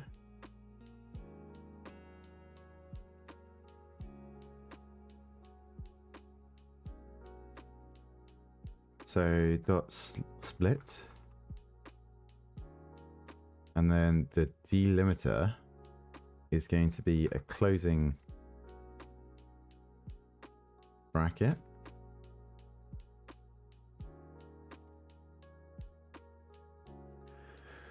Because the string that we're looking at is going to be a string like this.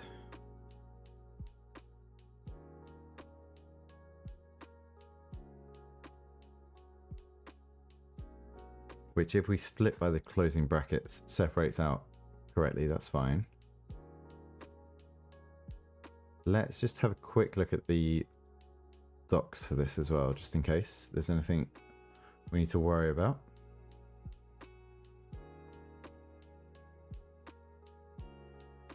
splits the string using a delimiter and returns an array of the substrings. If the delimiter is an empty string, each substring will be a single character. If allow empty is false, empty strings between adjacent delimiters are excluded from the array. We shouldn't have that. If max split is greater than 0, the number of splits may not exceed max split. By default, the entire string is split. Split by comma returns 1, 2, 3, 4. Okay, right. That's fine.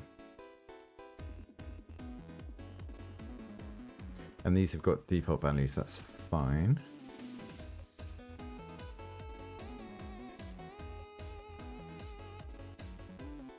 So we want to store this. So let's save our split registry equals this. And then for unit in split registry,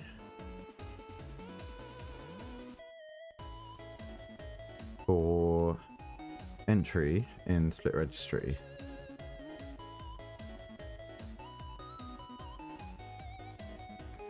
what we want to do is we want to populate our squad registry.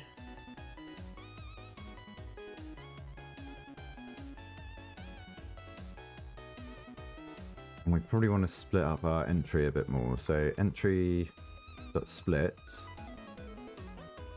by the opening comma, opening.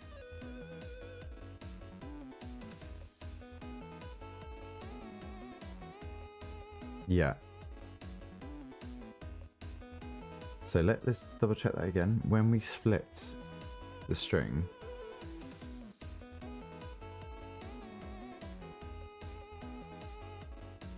the split character is thrown away. That's fine.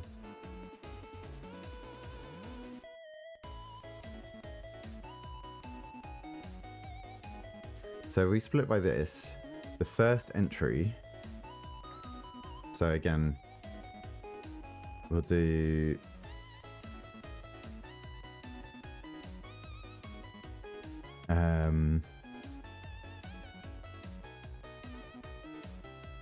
what do we want this to say? Bar unit.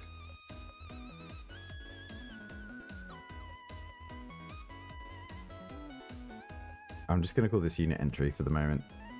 It's a horrible way to do this, but we'll figure out the correct names after. But the first point of this is going to be our squad registry set. And we're going to set it to equal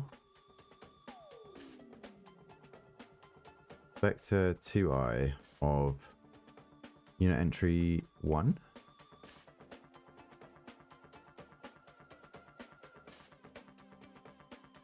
I think that should work.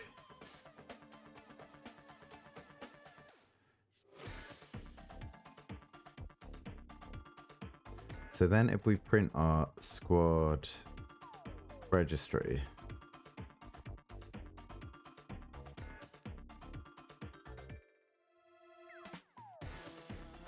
let's see what that's doing to start with. So we first have to call this as well. Receive squad registry.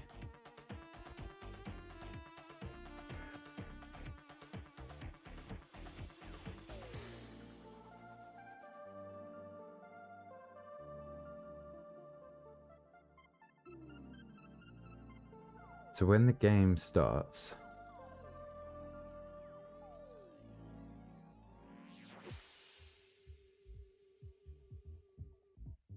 set up the grid. Oh, this is all old code now.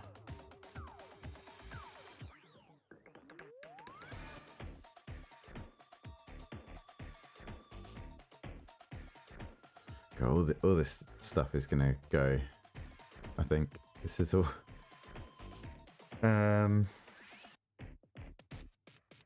Okay, so when we do setup grid,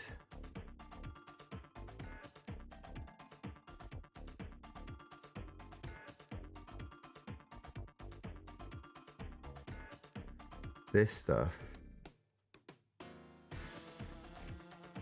is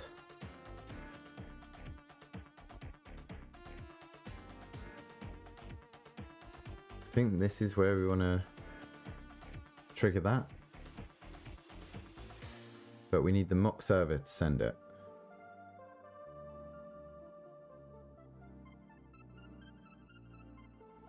So we need a variable to store. Let's say player 1 squad registry. And that's going to be a string. And then down here, we're going to say this equals serialized setup. Actually, that should be after the emit there.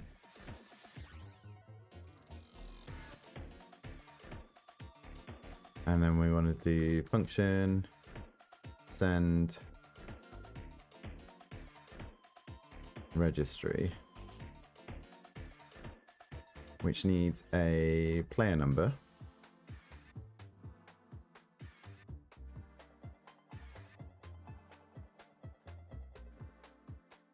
And then this is going to trigger a server bus. What are we doing here?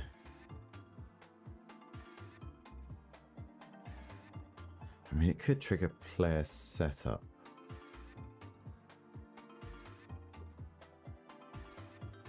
No, I don't think so. So we want a new signal here, which is valid setup. It's gonna need a player number,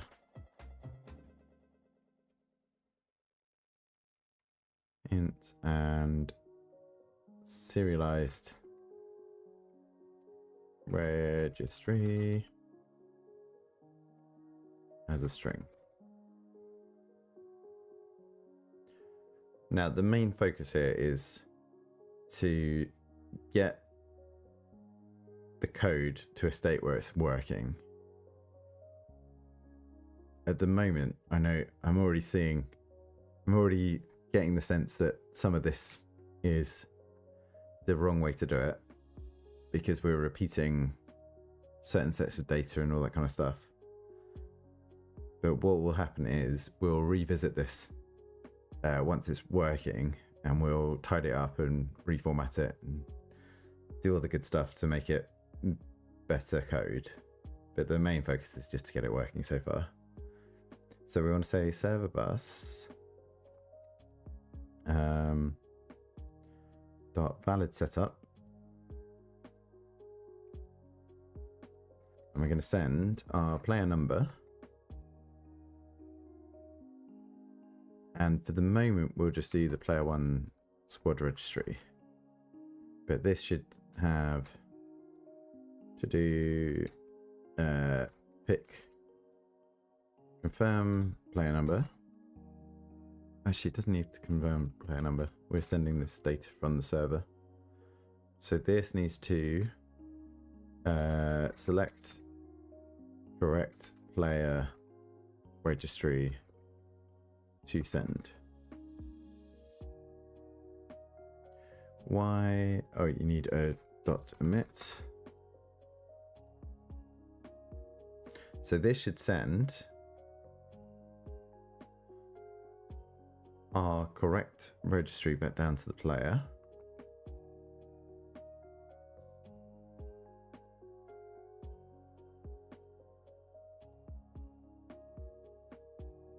And the player number is just going to be 1 for the moment.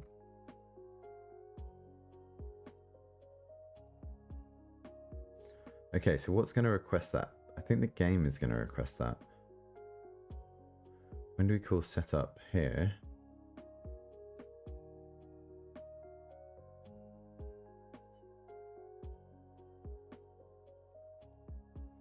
Mock server, connect to server.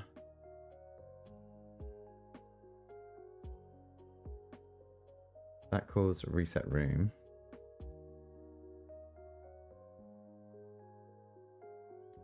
And here, I think we want to send registry. Let's do it there for the moment.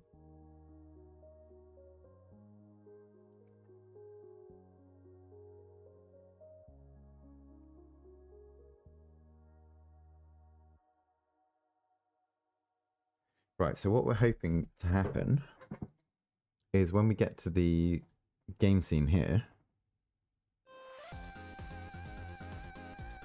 that the same registry that we sent up to the server, this stuff, comes back down from the server to the game scene. There's probably something broken, but let's see where it breaks. And if it still breaks, well, if we can't see it immediately, then we just put in loads of print screens. So we'll do 4 infantry, 2 bush.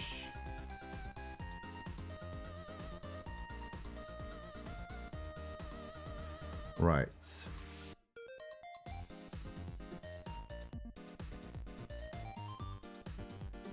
So this is the list of units that we've sent up to the server.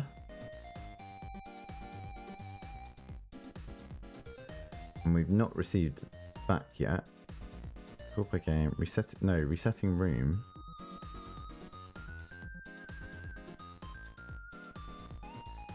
Is after send registry.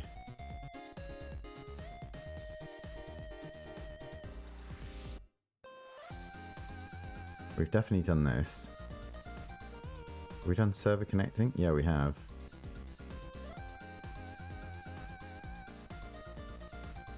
So this hasn't sent.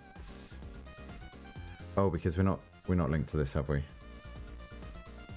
This needs to server bus dot valid setup dot connect, and we want to connect that to receive squad registry. Helps if it's actually hooked up. So let's refresh that.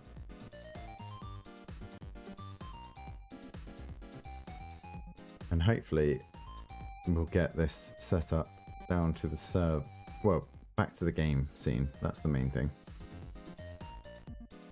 So we send it up.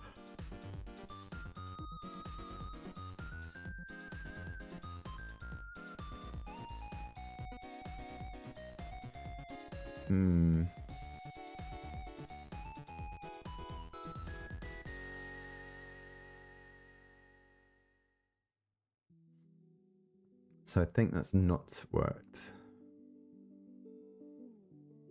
I don't know why people think I actually need to work at work.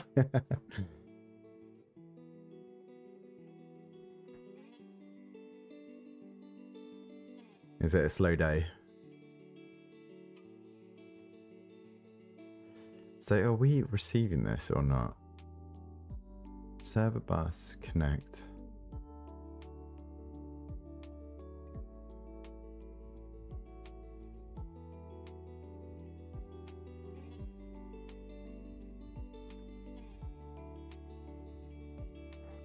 It might not be even getting to here. Print, receive. Unit registry.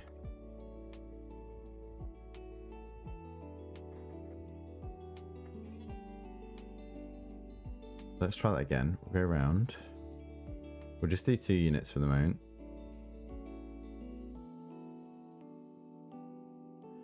No, we're not sending that. Being pretty busy since the election last week. Gets that way in the US. Leading up to the election, everyone stopped spying. Yeah.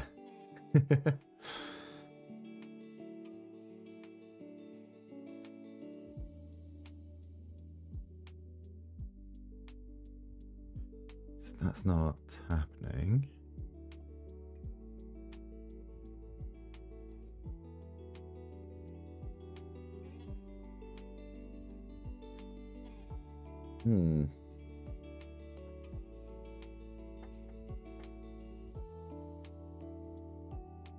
So why are we not getting this occur?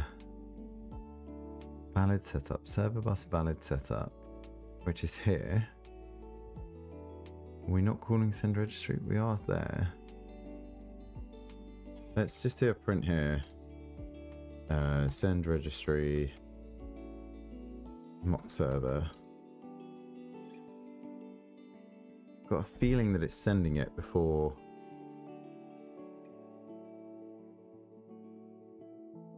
Yeah, it is there.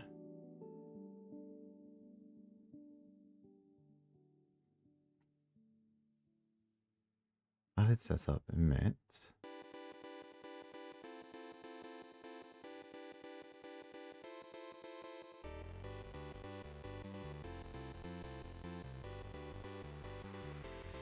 Oh, wait. It's because this needs to throw away the number. So this is player number. And it just needs to ignore that. I bet the debugger was telling us that.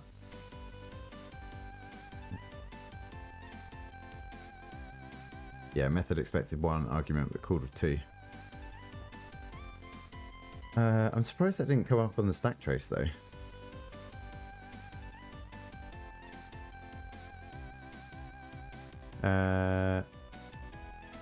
Based on the pounds on your commission page and your accent, yeah, I am from the UK. I'm English.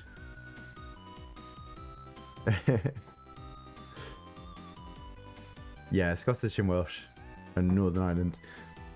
I'd say maybe Ireland and Scottish are probably easier to confuse the accents of if you're not too familiar with them.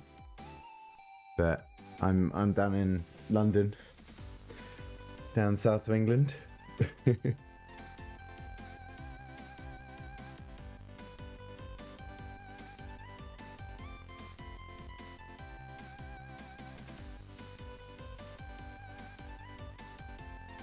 But yeah, I guess I could be Welsh or Scottish with less of an accent. You have a buddy from Birmingham and another from who's Scottish. They're quite unique, distinct accents, I would say.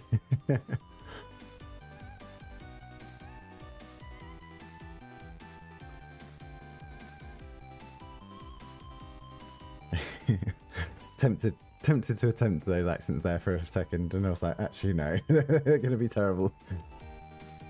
This is probably gonna cause an issue. That's fine. Right, so now non-existent vector 2i constructor. Yeah, actually that's a good way of doing it.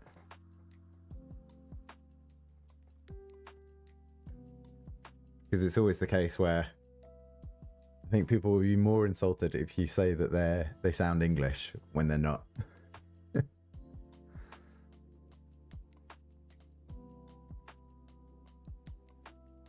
Whereas if someone guessed I was Scottish, I think it's probably due to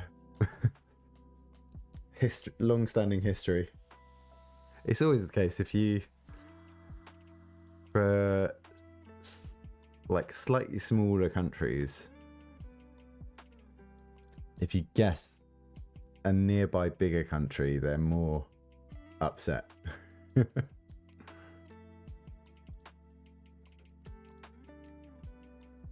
But there around Europe, there's always long-standing histories.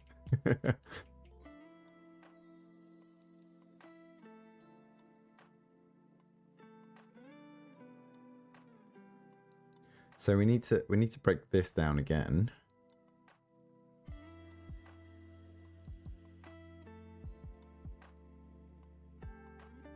So this is unit name. We'll say, is this 0? And var unit location equals entry dot split. I don't like doing that.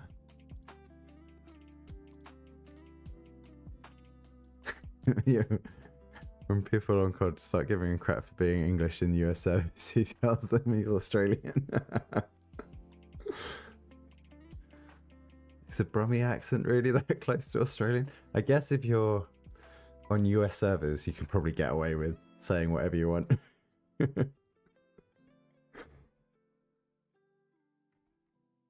Because the familiarity with different English accents is probably going to be less recognized.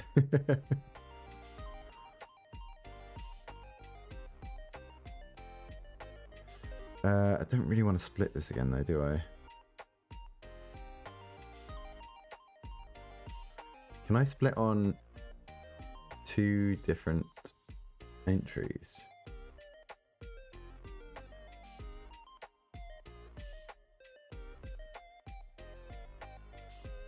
You'll have to make him host on 4th of July. So only down people from the UK.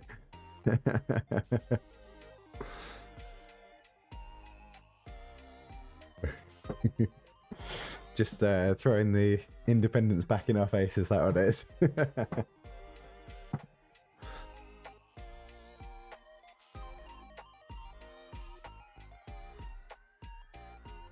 I wouldn't be surprised though if most UK people you play against aren't even aware it's 4th of July until you say that.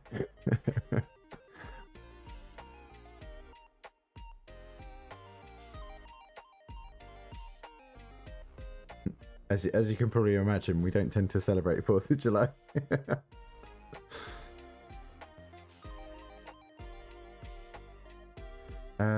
This is... How am I going to do this?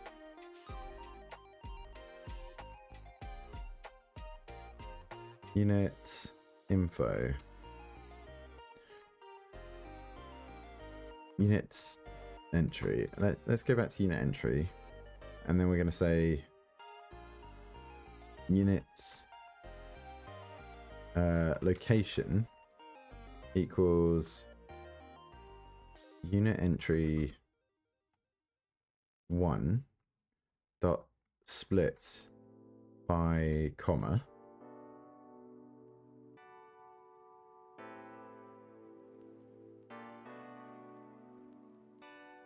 because what we're doing here, so our split registry has the 2 entries, then our unit entry has the name in the 0th position in index 0, and it has the cell, the vector 2 location in the first entry point, so the first index. So we split 4 and 6.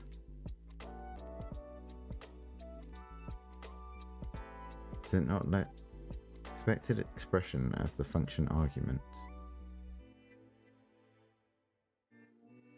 Oh, that needs to be in quotations. That's what that's saying. Okay. And then this can be unit location 0, comma, unit location 1.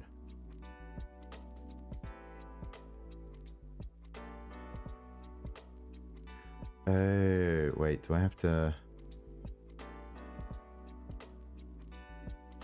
pass these as ints?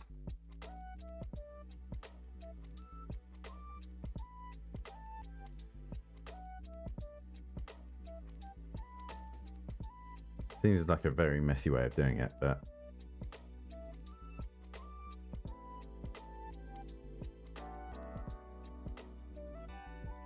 I think I want to rebuild here, because the fact that we're currently executing that line might be a bit messy. So let's see what happens this time. It's looking promising though. Let's do 3, 2, and 1. We do 3, 2, and 1. Right, so oh, here we go. Invalid access of 1 on a base object of type pack string array. Really?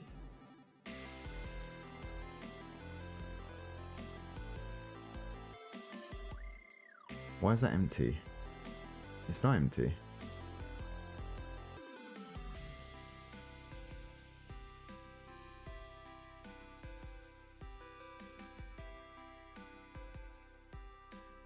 Oh, it's almost completed.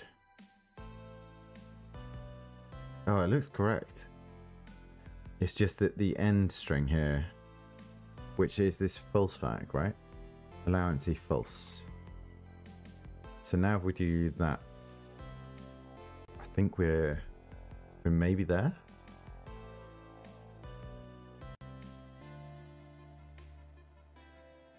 I think if this bit works, then we're gonna do a small break, just because I need to break away from the screen. Right, that looks good though.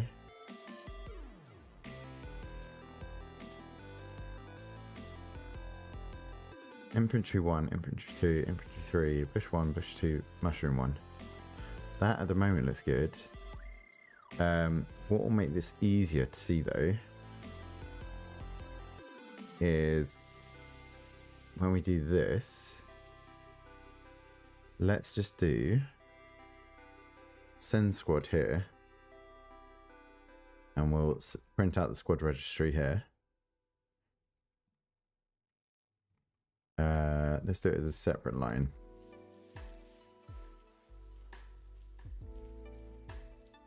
And what we want to confirm is that the squad registry here is the same as the one that's sent here, which I think should be fine.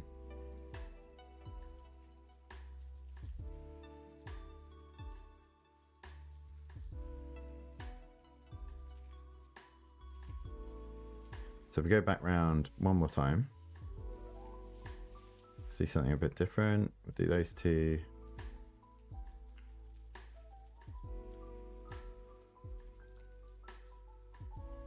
Okay, so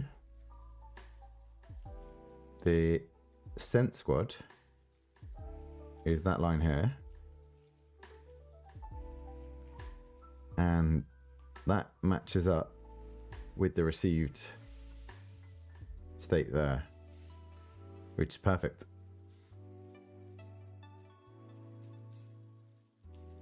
So now we're passing the full squad data between the setup page up to the mock server, and it comes back down to the player's game scene. So we just need to populate the game scene, this board, based on this squad, which should be simple enough to do, right?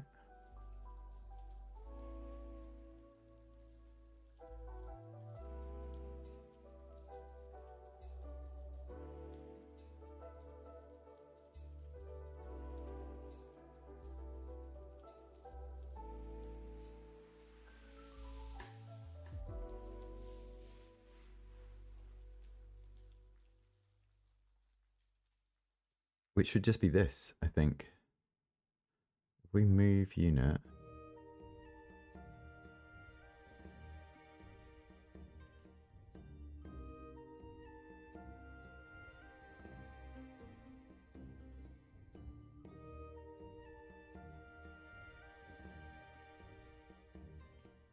register unit, right? Where? Squad registry node name equals cell coordinates.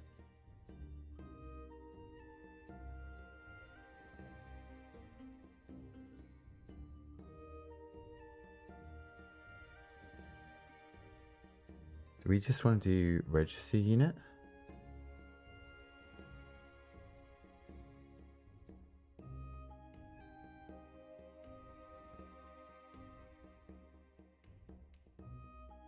We have the node name now, that's fine. We have the cell coordinates.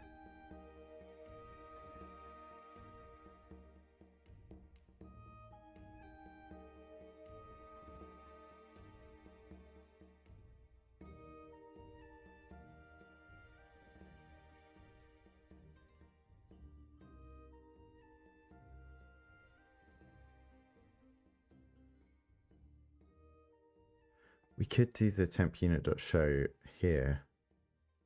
That's what I'm thinking. Which might need to be what we do. So we cut it out of that and we put it here.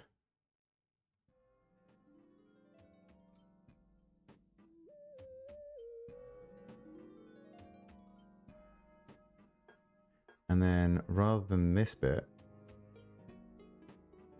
we could just do register unit. And this is our vector 2.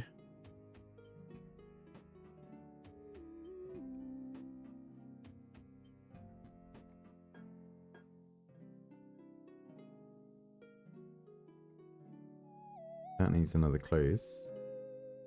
And then what's this? This needs to be node name, which is our unit entry 0. And then we could disable that. And maybe that might actually draw them onto the... Oh, that's so good. Yes. Okay. So now we're registering... Let's just double check. So in our unit manager, we now have our squad registry set up correctly for where all of the units are located on the map. Awesome. Let's just double check that. We're going to do like 10 infantry. That's it. So we're just going to... Let's do like a V shape. Actually, let's do... 2 more. We'll do these 2. So now if we go through, oh, that's so good.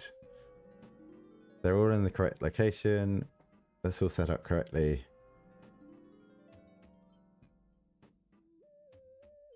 And yeah, okay, cool.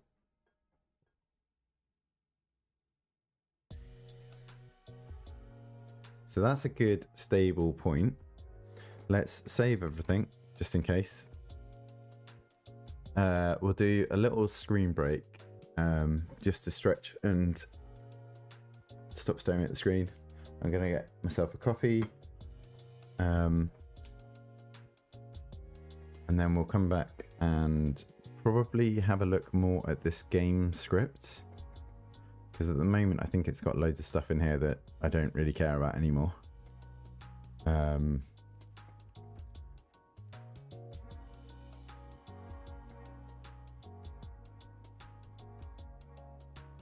Let's just have a quick look. Yeah, I think there's going to be a lot of stuff in here that needs refreshing and redesigning. So we'll do that when we come back. So I'm just going to leave that screen on. Where are we? This screen. Like a little 5-minute stretch. And yeah, when we're back, we'll have a look more at... I think the next thing to do will be when we click on a unit to show the movement squares again. Because we did have that set up when we had buttons, but we're not using the buttons anymore.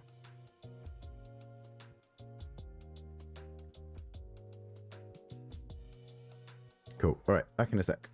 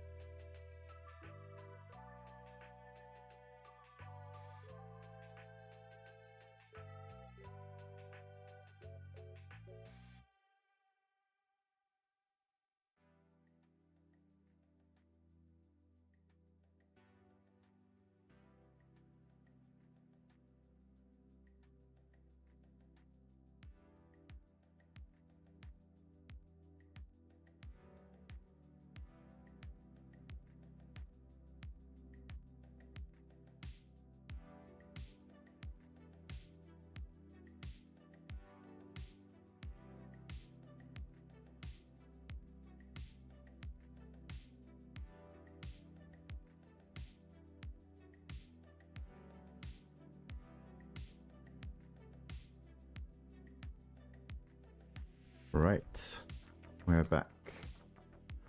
Let's clear that off the screen. Okay, so we now have our units appearing on the game scene, which is good.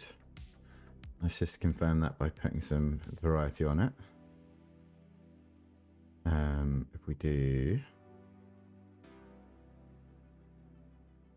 we'll do like some weird setup like this. Yeah. It's because when I first started in Godot, like almost one of the early streams I did was follow the 2 tutorials that Bracky's has done. And until I start doing the pixel art for this game, I was like, let's just find some random tile map that I've got. And the night was there available. And I was like, okay, might as well use that. But yeah, at some point I'm going to be doing the pixel art for various units. But until I'm further through the development of the game, I don't really want to start doing that just yet. Okay, that's good. So we've got confirmation that they are in the correct spots. These the bush and the mushroom are also from Bracky's. I think. Is it this one? No, it's the background, isn't it? The world tile set. Yeah. So I've just used a few frames out of this. So it's the map that he uses to build the platforms and stuff like that.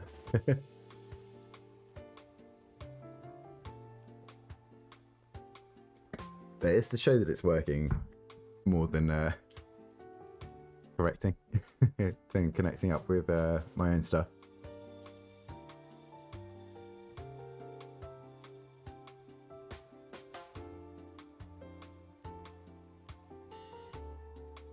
He also is such a good little character. I think he's done really well with the design of that.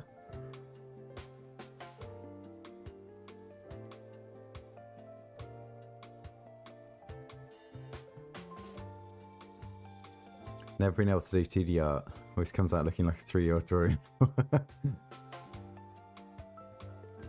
Oh, you're doing... Wow. Making 3D models, then rendering as 2D. That feels like a long way around, doesn't it? Actually, some people are way more comfortable using Blender.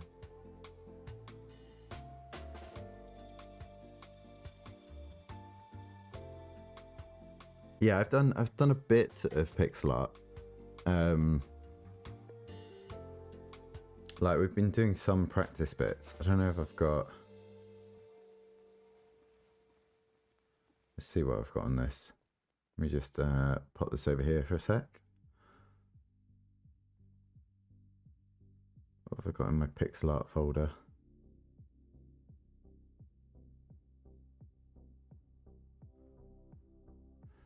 So we did, when I started doing stuff, I was doing like some Pokemon inspired pieces, and I've done a few game jams. So I've got some other bits. But maybe pixel, no, in projects.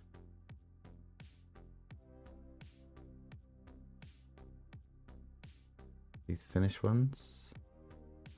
Yeah, so I've got a few of these. It's going to be tiny, isn't it? Yeah, you're not going to see it. I think even zooming in on this doesn't really make a difference because they're all fixed size. But yeah, we've done a few different scenes. What was the other one we did? We did well, the most recent one is this medieval one, which I was quite happy with.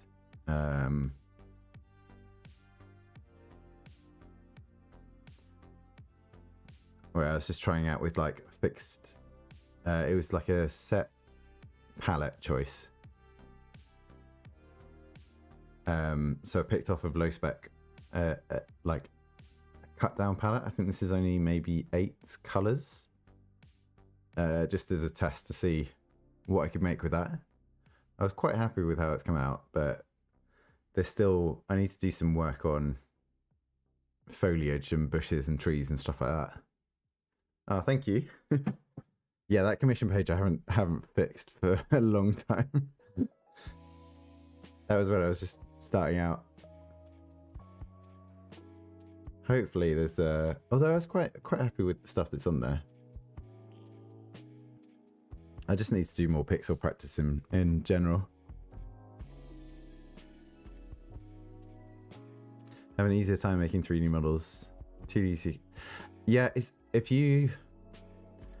So the main thing with how all of those pixel art stuff come together for me is it takes a long time, and it's just going backwards and forwards, saying like, okay, if I add another pixel here, does this look good or does it look bad? At the moment, my proportions, I think, are like I can't draw them too quickly. It takes a long time to get to certain outcomes. Just to have the whole thing of like, trust the process. It's gonna look terrible when you first start a piece, and just the more time you spend on it, the more it will improve. Or at least that's the case for me. I think actually, if I open up a sprite, you can see I can show you how bad some of the some of those Pokemon things started out as.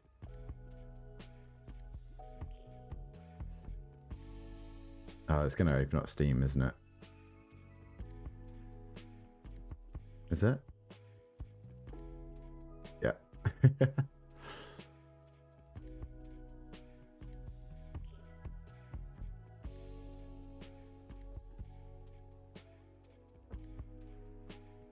Steam is kind of annoying in the way that it like overrides your screen when it's trying to load something. Okay, here we go. Right, if we open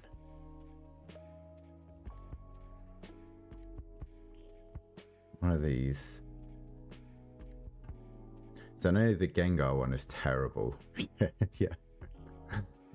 If you look at like, I tried to do it so that I'd open a new frame each time. So, so this is just like putting down a rough estimate and saying like what a general idea, what I want it to look like, and like slowly trying out different bits, and it looks horrible to start with.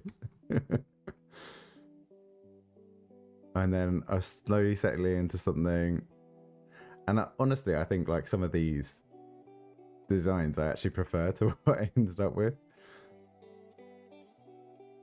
But that's, where is it?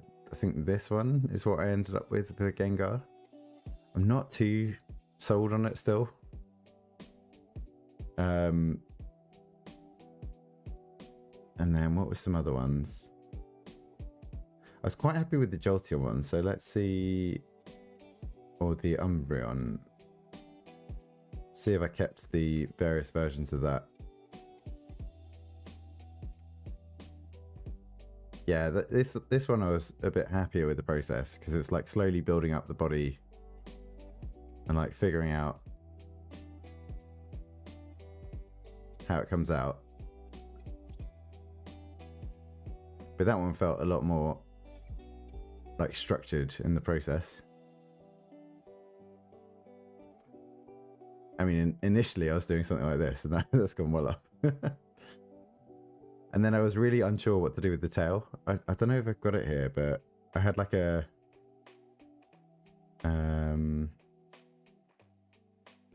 thin tail before, and I really didn't like it. And then someone suggested doing like a bushier one. I was like, actually, this looks so much better.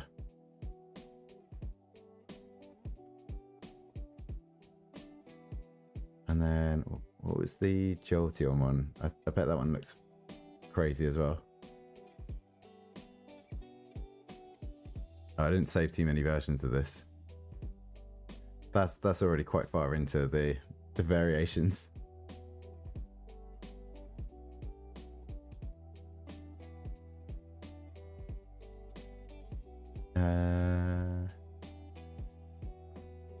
Umbreon, Snorlax maybe? No, I've only got a few versions of that. I think it was only later on that I started doing different versions as I was making edits, so it's easier to look back on. Yeah, that's just color changes and stuff like that. Nothing too special on those.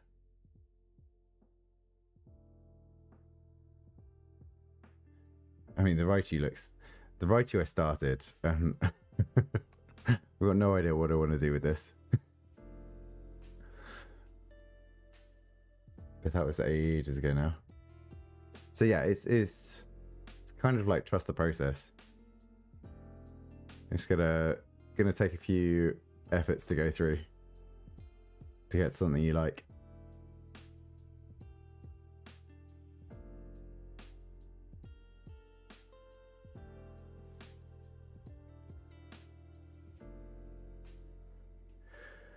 Right, so we're going to be looking at the game script. And what I want to do is probably similar to the place units script, is to handle the click event. So we want a functionality that's similar to this.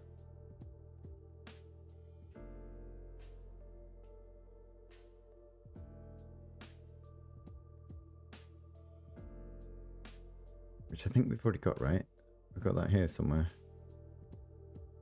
Yeah.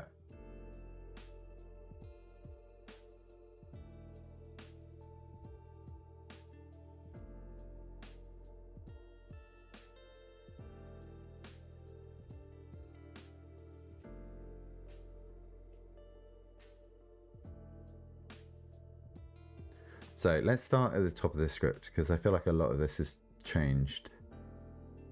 So we've got our map, we've got our labels, we've got a button, and the state machine, maybe we don't need just yet. So on ready, we're telling scene manager that we're the active scene, that's correct. We want to center map and set up the grid.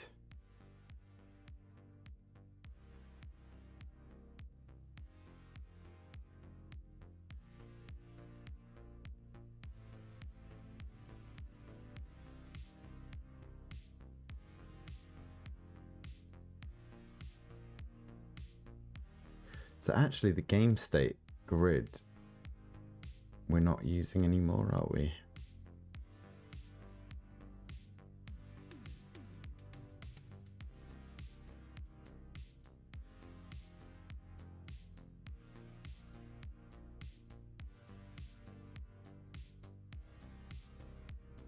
Set map, create grid, handle unit place.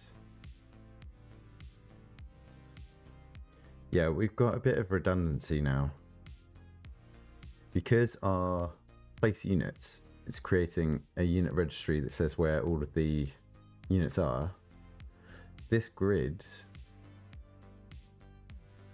that we're getting from our game state kind of just doing the same thing. We've got two different versions that say where all the units are. I guess the game state one is a full grid map. So rather than just a dictionary of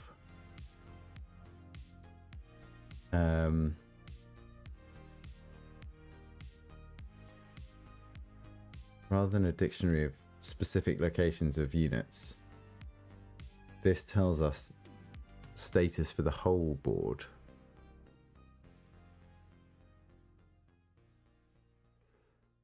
Which might be useful. But I don't think we need it at the moment. So let's just comment it out for the moment. These don't need to be double commented though.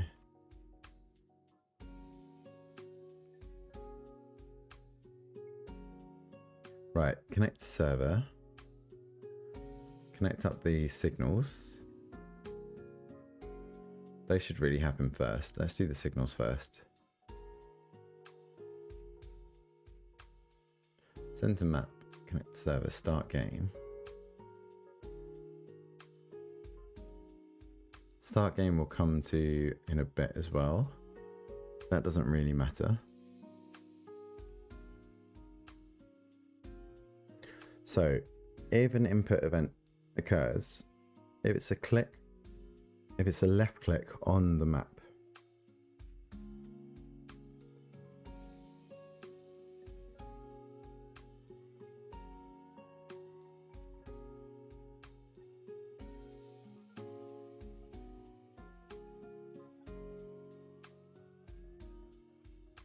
we might need to plan out a bit more of our design.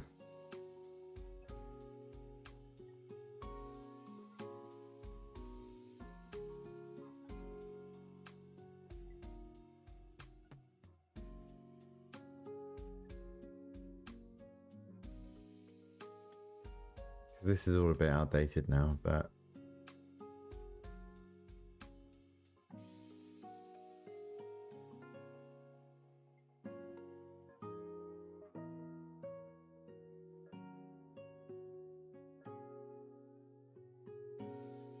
so when we select unit,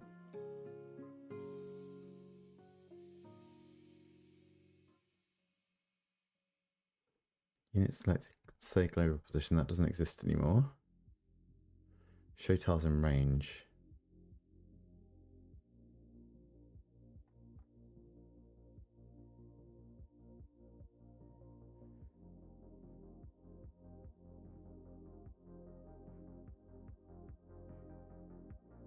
I bet we don't call this anymore. I think that was in the old unit script.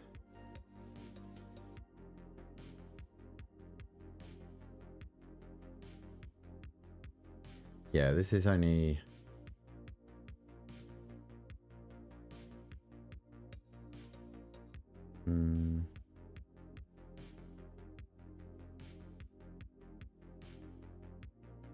Let's have a look at our event bus. What's that for? Unit selected. Oh, it is passing a unit up.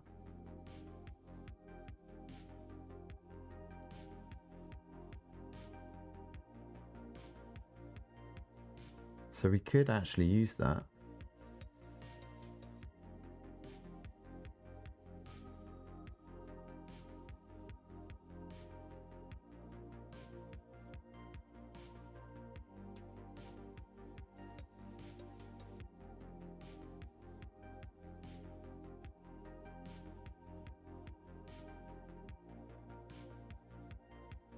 I need to have a little think here of what we need it to do. So when the game is started, we need to send the cell clicked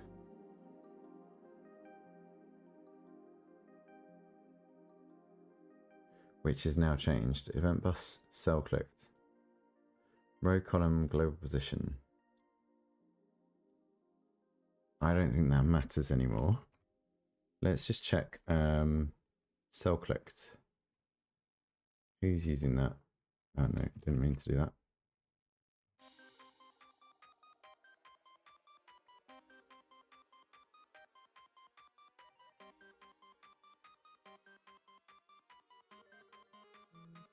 The game script is handling that.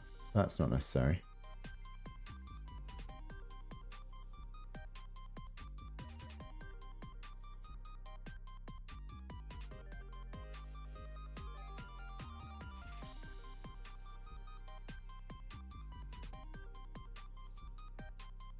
So how are we doing it in place units?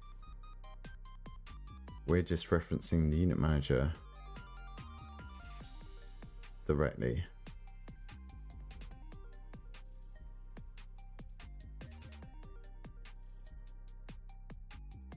Because it exists on the game script itself, right? We got a reference, no. Let's do a reference to our unit manager when it's loaded in.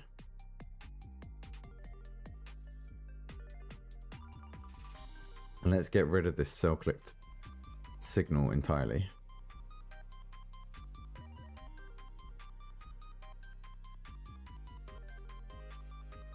this is going to go.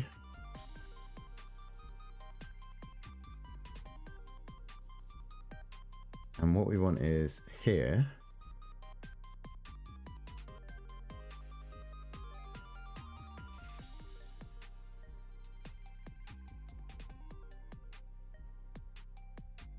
Have we got something in the unit manager to...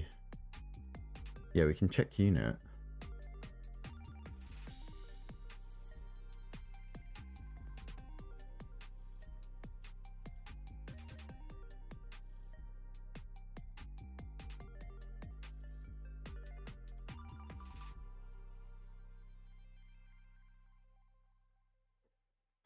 So maybe we want a function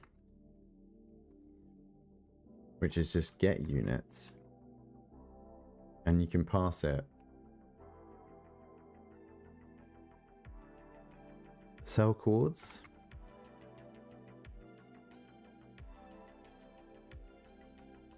vector 2i, and it will return the unit.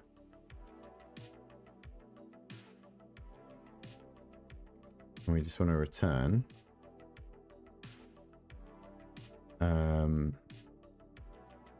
get node.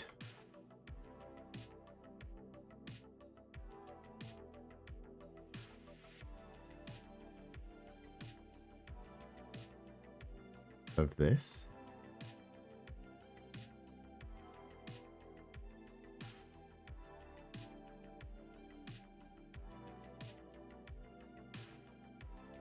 So this will take our cell coordinates, find the matching key that fits that cell, and returns the unit, which is the node of the unit manager.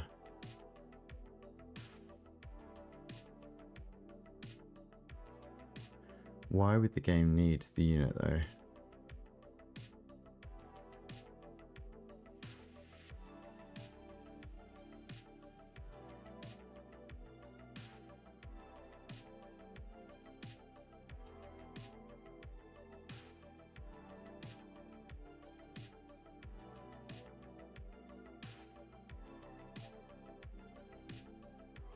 I don't think it does.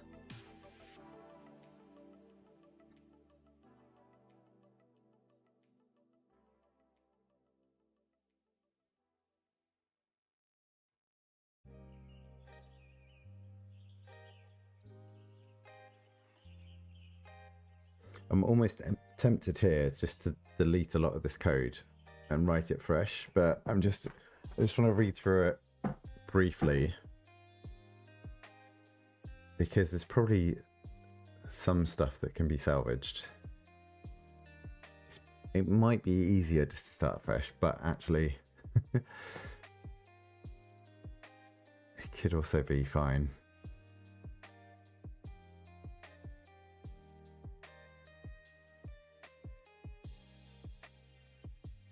Yeah, it doesn't really care about this unit. Why are we don't need to send it to unit.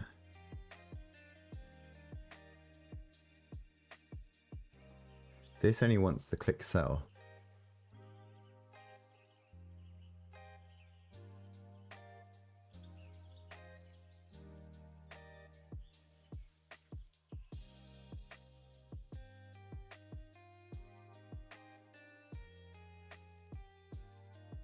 So let's get rid of that.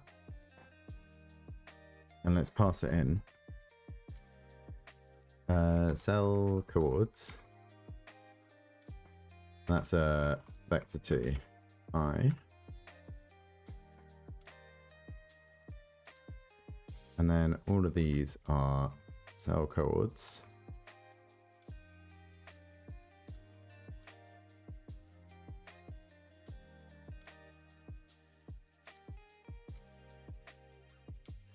And this needs to just show tiles in range, cell coords.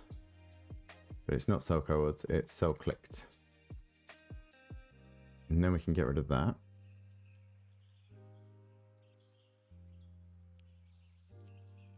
Why is it complaining about that? Too few arguments. Oh, I don't need unit selected though.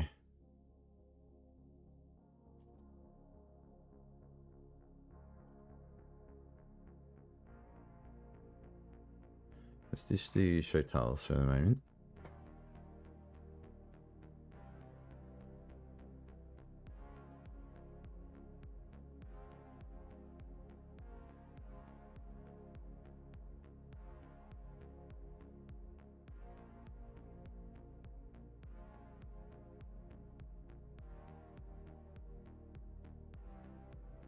Yeah, this is all old stuff. Let's just get rid of that.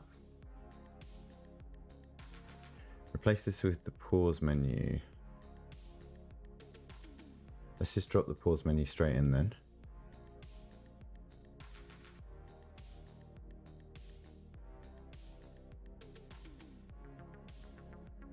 And how are we doing pause menu on here?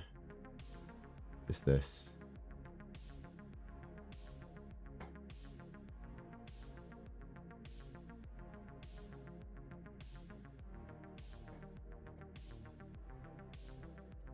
Select unit's going to go. We're going to get rid of that for the moment. Oh, and we need a reference to pause. And we're going to get rid of that for the moment.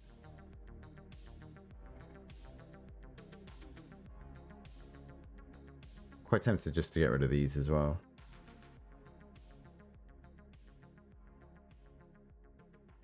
Yeah. We might need them at some point, but I'm happy just to rewrite. Because a lot's changed since this was set. Right, so this pause menu can go up near the top. That can go straight onto ready.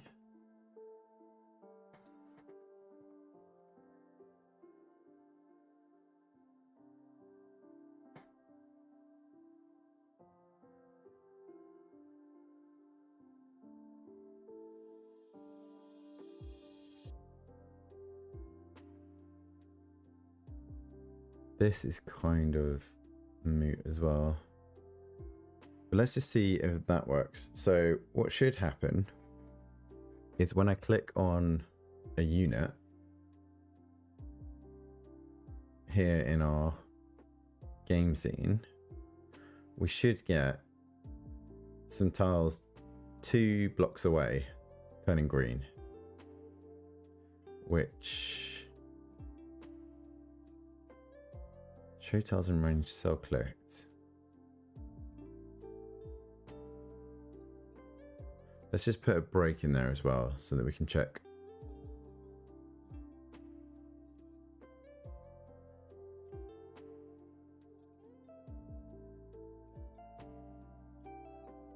Yeah, let's rebuild as well. Just in case, I think I've changed too much now for it to register everything. Right, 3, 2, and 1. We'll go 3, 2, and 1. So cell clicked 4, 5, and then let's step through this.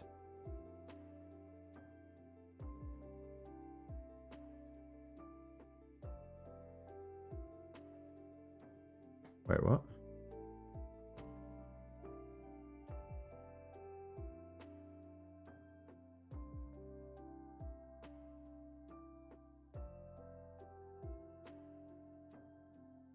Oh, it did. Okay. It did it straight away. So let's get rid of that breakpoint. And yeah, okay. So that's working. At the moment, the search pattern for cells to show is 2 cells in a straight direction away from the unit clicked. So obviously at the edge of the board, it can't go that far down. So that's why it only does these cells. But that seems to be working.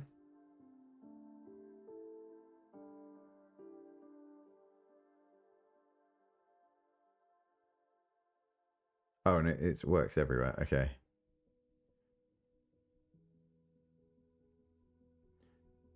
That's not too bad. So what I also want to do is I want to say if Unit manager dot. Can I see all the functions here?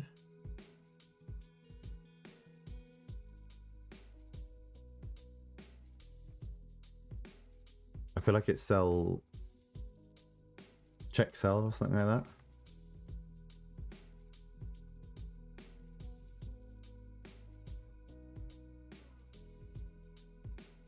No, let's have a look at the unit manager script.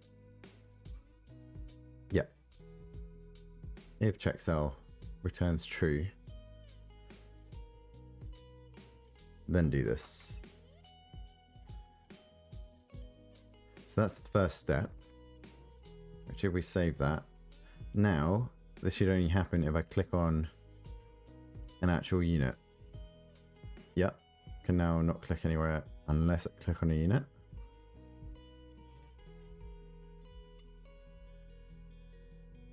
That's good.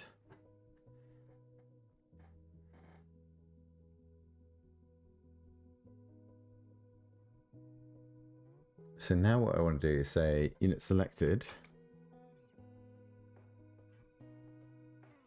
which doesn't need to be a unit. This can just be a string. So I want to say unit selected equals unit manager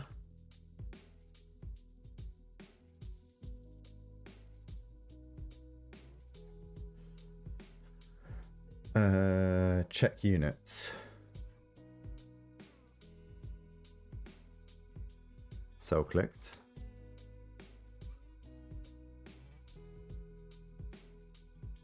And then we can also say else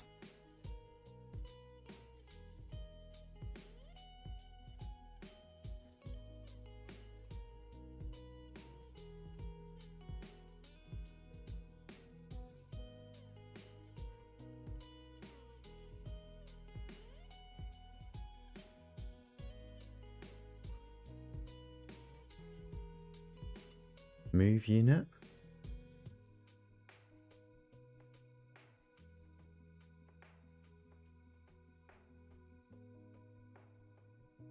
So I need starting coordinates and destination coordinates.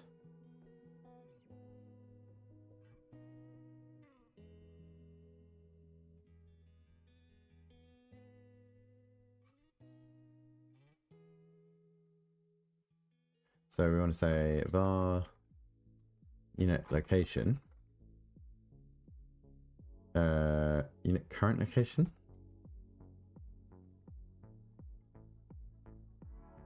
as a vector 2i.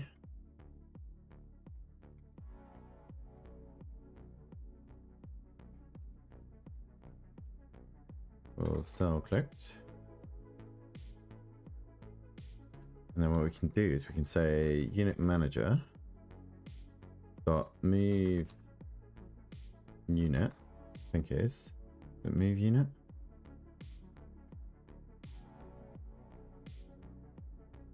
Yeah, okay, the squad registry gets updated as well, that's good. So move unit, unit current location to cell clicked.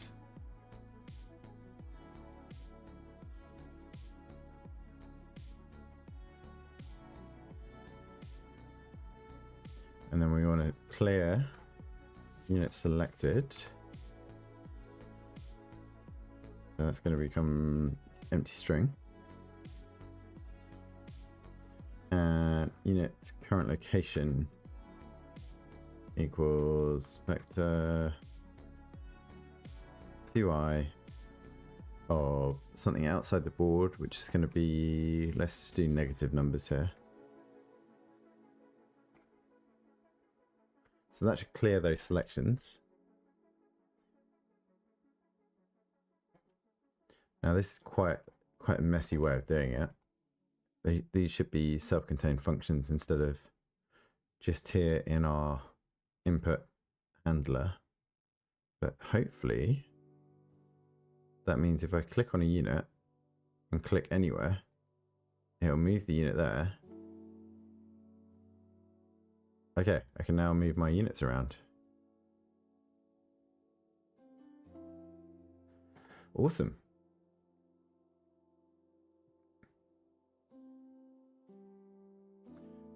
So really I want to clear them after as well.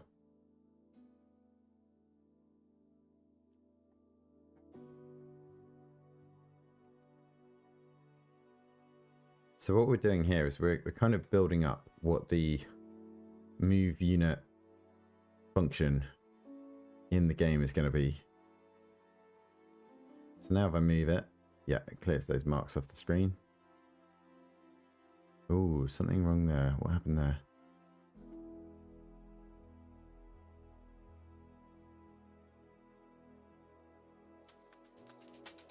Oh, I know what happened there.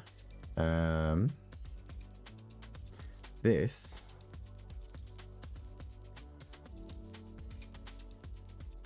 we only want to happen. Is it LF?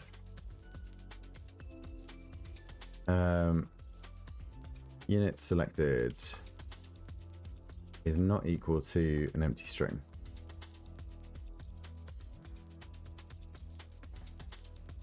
Unit selected.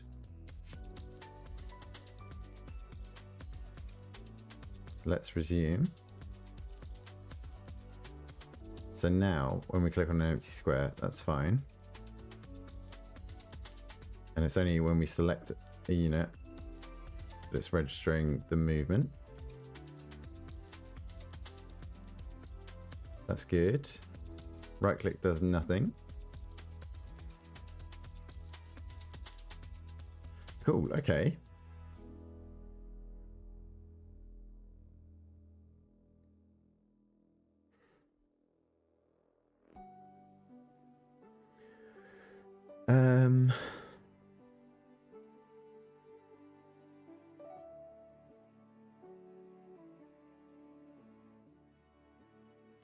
So there's a few things that we could do now. I can only stream for a little bit longer, so I'm not going to get too deep into the next functionality, but we can either look at fixing it so that the units can only move into highlighted cells, which I think is going to be more complicated.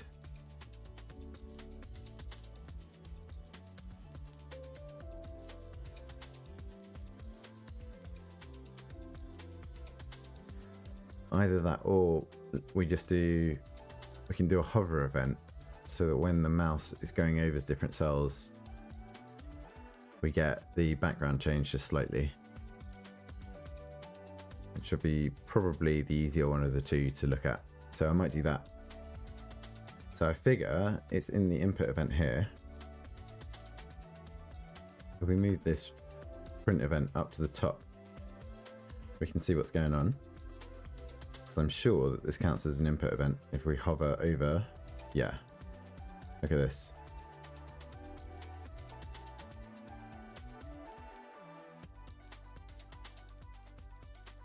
So we get a click event, input event, mouse motion.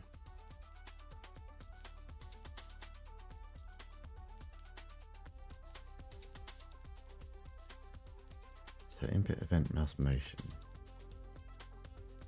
So if I ordered this,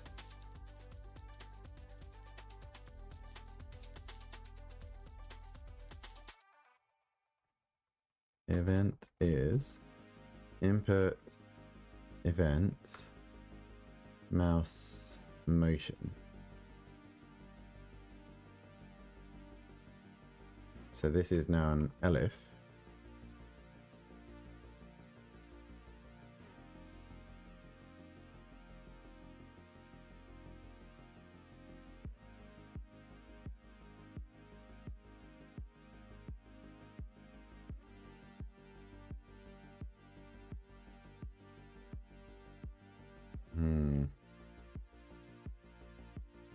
Not sure I want to do loads of processing all the time. This is going to be a lot of processing, isn't it? So like var cell hovered. And actually let's let's bring that declaration out up to here. And it's a vector 2i. So we want to say cell hovered is equal to map dot global position to cell coords of event position, this thing.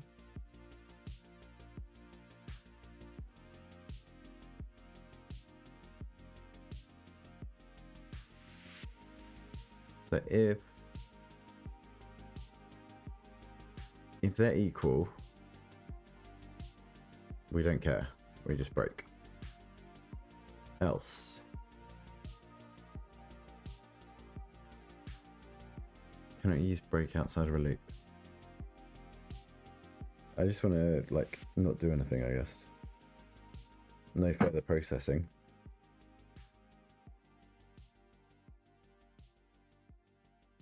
I guess it just does that automatically. So if we say, if it's not equal to,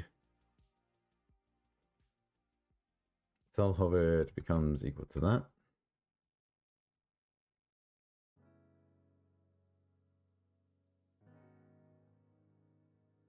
So really we want a bar temp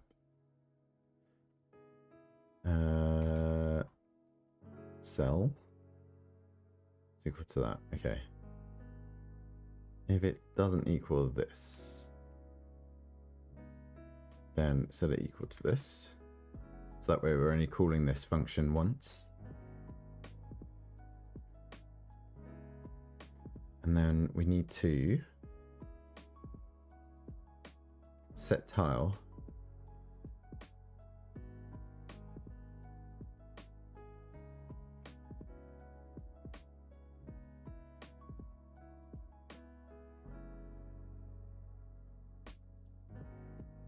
and we don't want it to ref smooth though, we want something else, I think. So we have a look at our refs.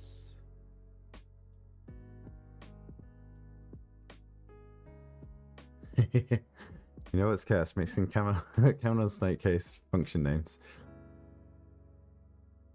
Have I done that? Yeah, probably.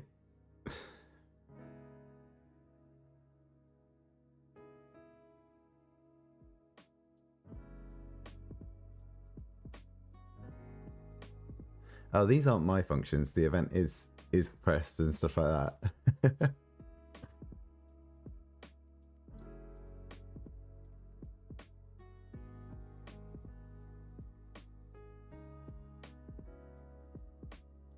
Line 29. What window get size? That's built in. 63.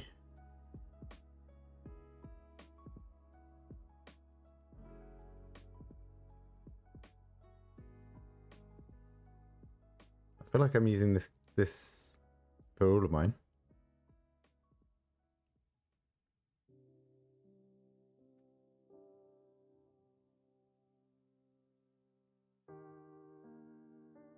Yeah, I'm using camel case.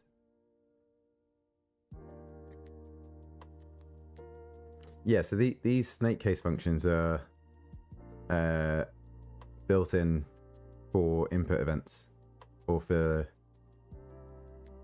they're built in from Godot. All of my ones are camel case, I think. I hope they are.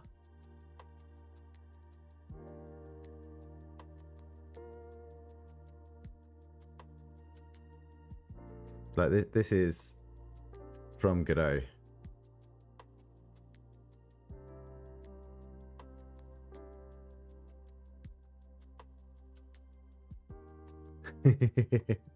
Hopefully it's not that cast.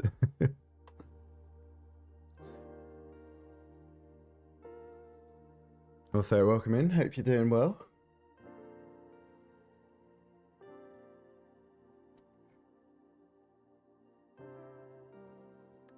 I wanted to go to refs. That's where I was looking.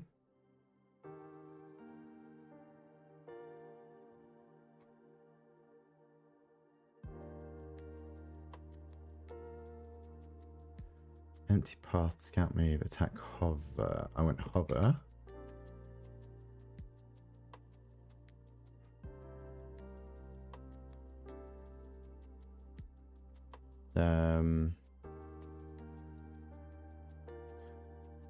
If it's not equal to, I want cell hovered. To be empty, I think.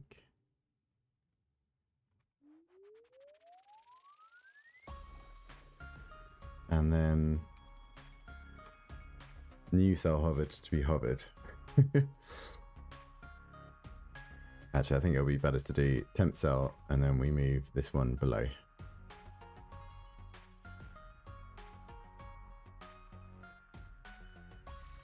I don't think I've got hover set to anything though. That's the only thing. If Godot itself, I think Godot uses a mixture.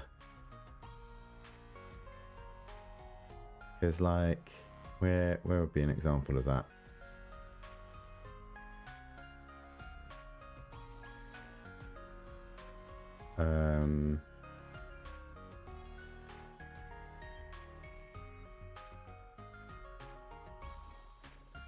Oh no, maybe Godot only uses snake case. That's good. That means I can differentiate between my own code and Godot's code.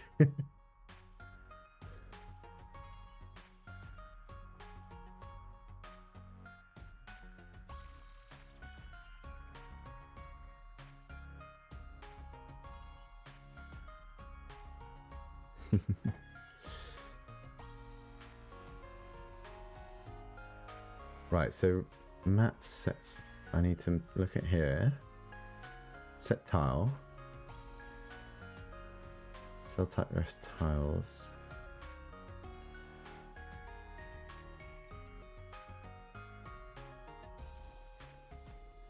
Selected tiles is tile cell type, which is up here. Oh, I have selected a hover. Okay. So maybe that should just work. Oh.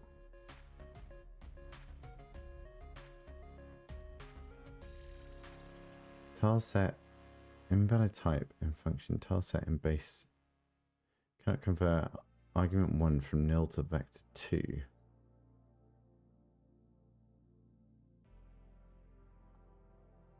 Oh, right. Because this needs to have a value to start.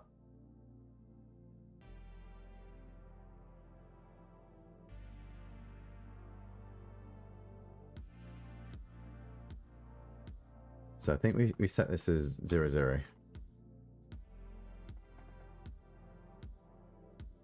Or like -1, -1, that's fine. So it should be off the grid.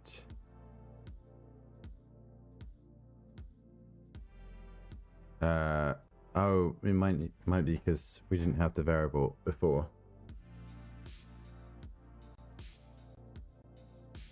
So let's just do a few infantry.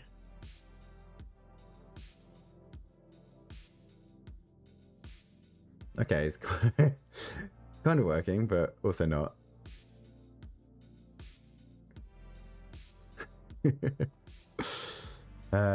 So what's missing there? Is this tile empty?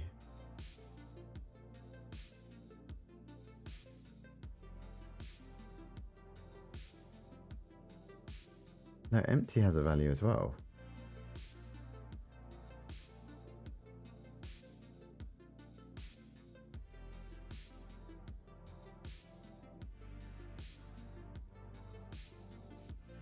Cell hovered is not equal to temp cell.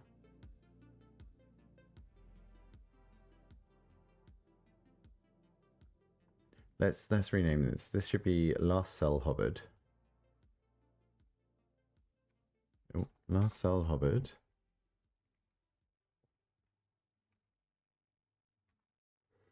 And this is current cell hovered.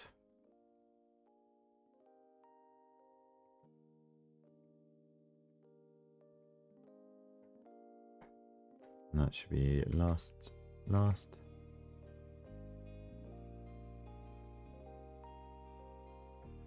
So if last cell hovered is not equals the current cell hovered, we set the last one as empty.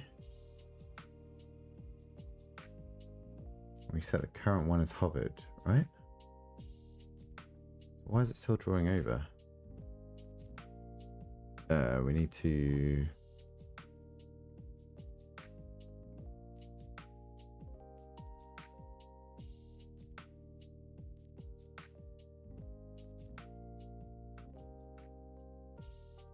rebuild there, I think.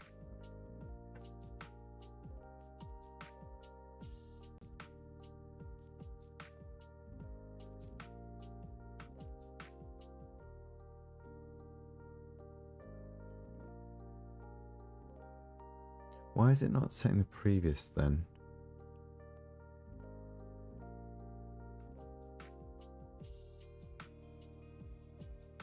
Is tiles empty? Not the 101? Are we using that? No, we're setting them here as empty.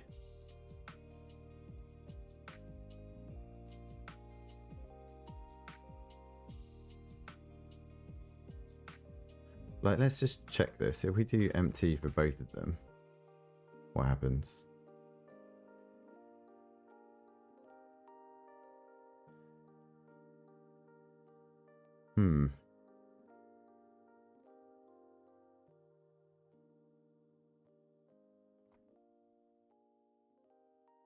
So we kind of need to do this check.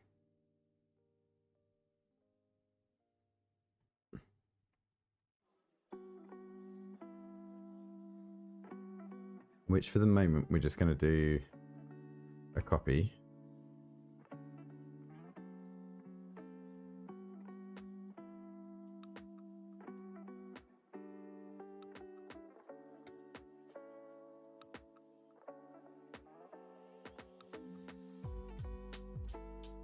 Obviously this needs a lot of tidying, but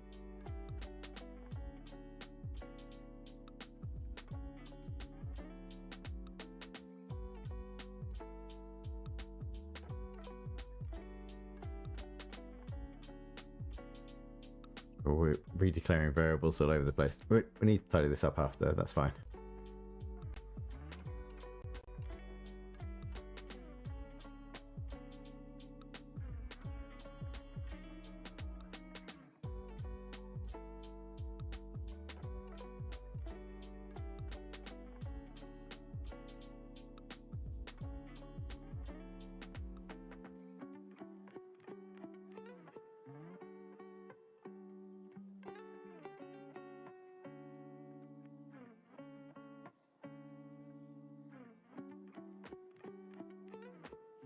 So why is it not turning the old square back though?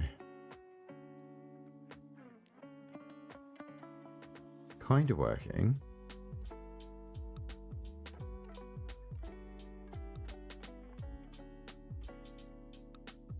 But it looks like this isn't carrying, right? Is last cell hovered? Should be being set there. 7707.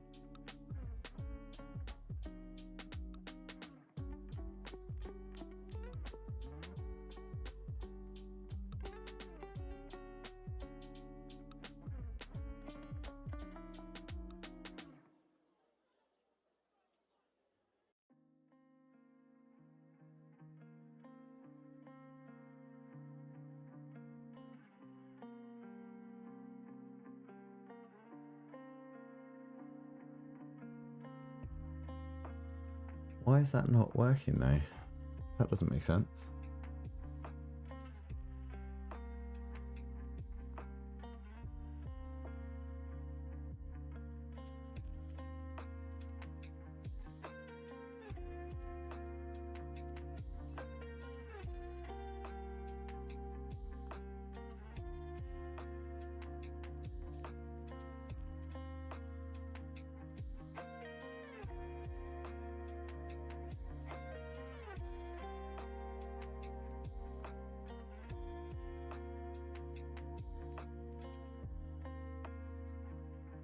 So the cell coordinate there, cell type 0.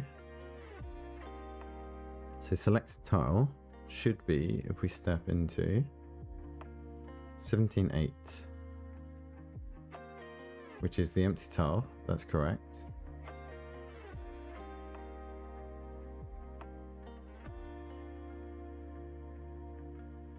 Oh, because we've got a special case here for the empty. Okay.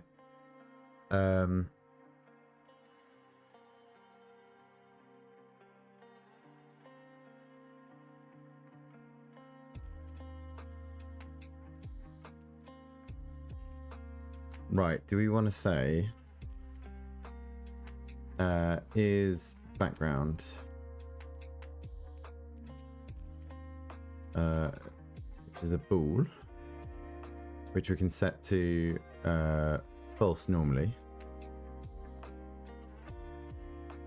and then here we say if is background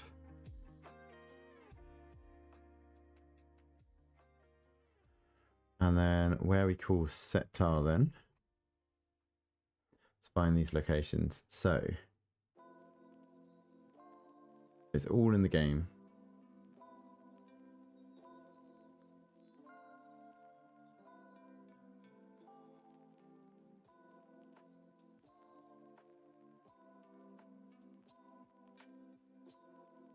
So these ones need to be true, because these are going to be background ones.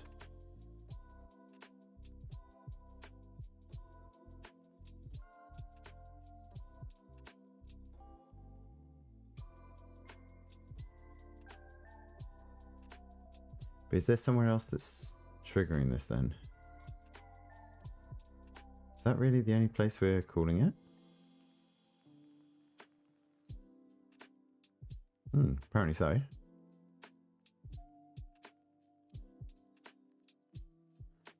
So we'll need to rebuild that.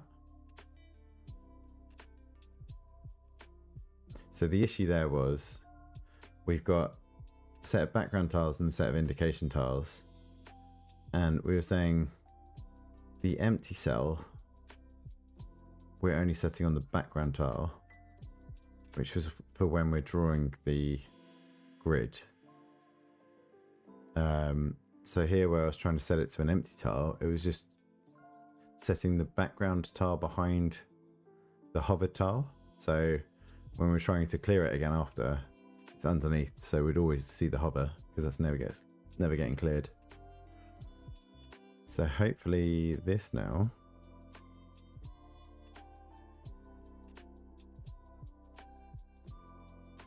okay, let's get rid of the breakpoint. I think it should work. Yeah, there we go.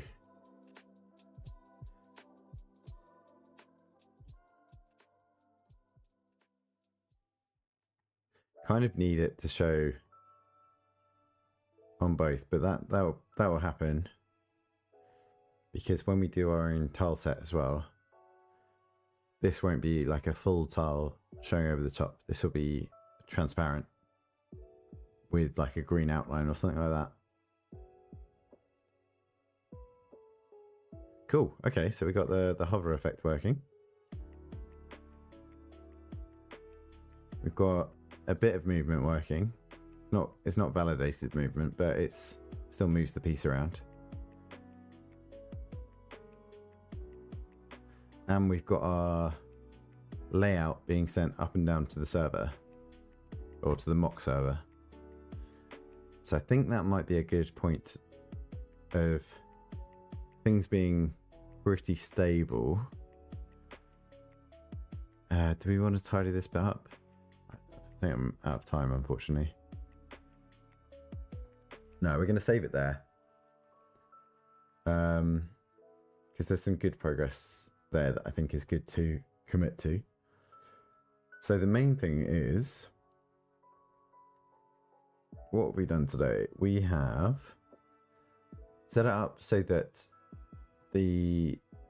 when placing the units, here, oh, that needs to change.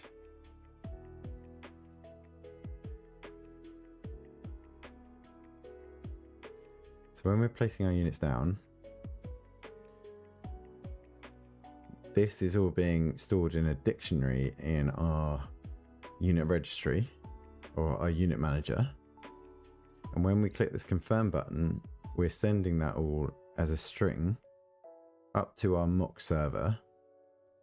And then when we load this game scene, it's being requested back down from the mock server to the player, the unit manager, and it's redrawing where the units have been placed. We now have a hover effect to show where we're currently, which cell we're currently hovering over, and we can click on units and we can move them around, and we can show these movement indications that will eventually tie into some validation as to where units can move to. So I feel like that's fairly good progress today. I'm quite happy with the result of that.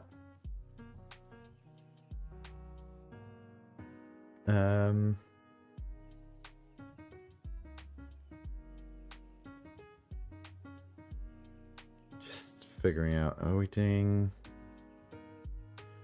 Might do some more...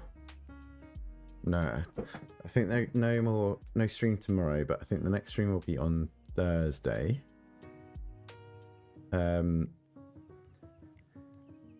Yeah, I think that's probably going to be the case. Just trying to check my calendar. Yeah, so thanks to everyone who's hung out today. Hope it's been interesting. Thanks for the follow, Mars. And yeah, we'll be back on Thursday. All the usual things. If you enjoy this kind of content or some slight game dev stuff as well, please consider liking and subscribing on YouTube, or following on Twitch, or joining the Discord. Links are all below in the various VODs. Thanks. Have a good day for you too. And yeah, catch you guys next time. Cool. Have a good one, and thanks for watching. Bye.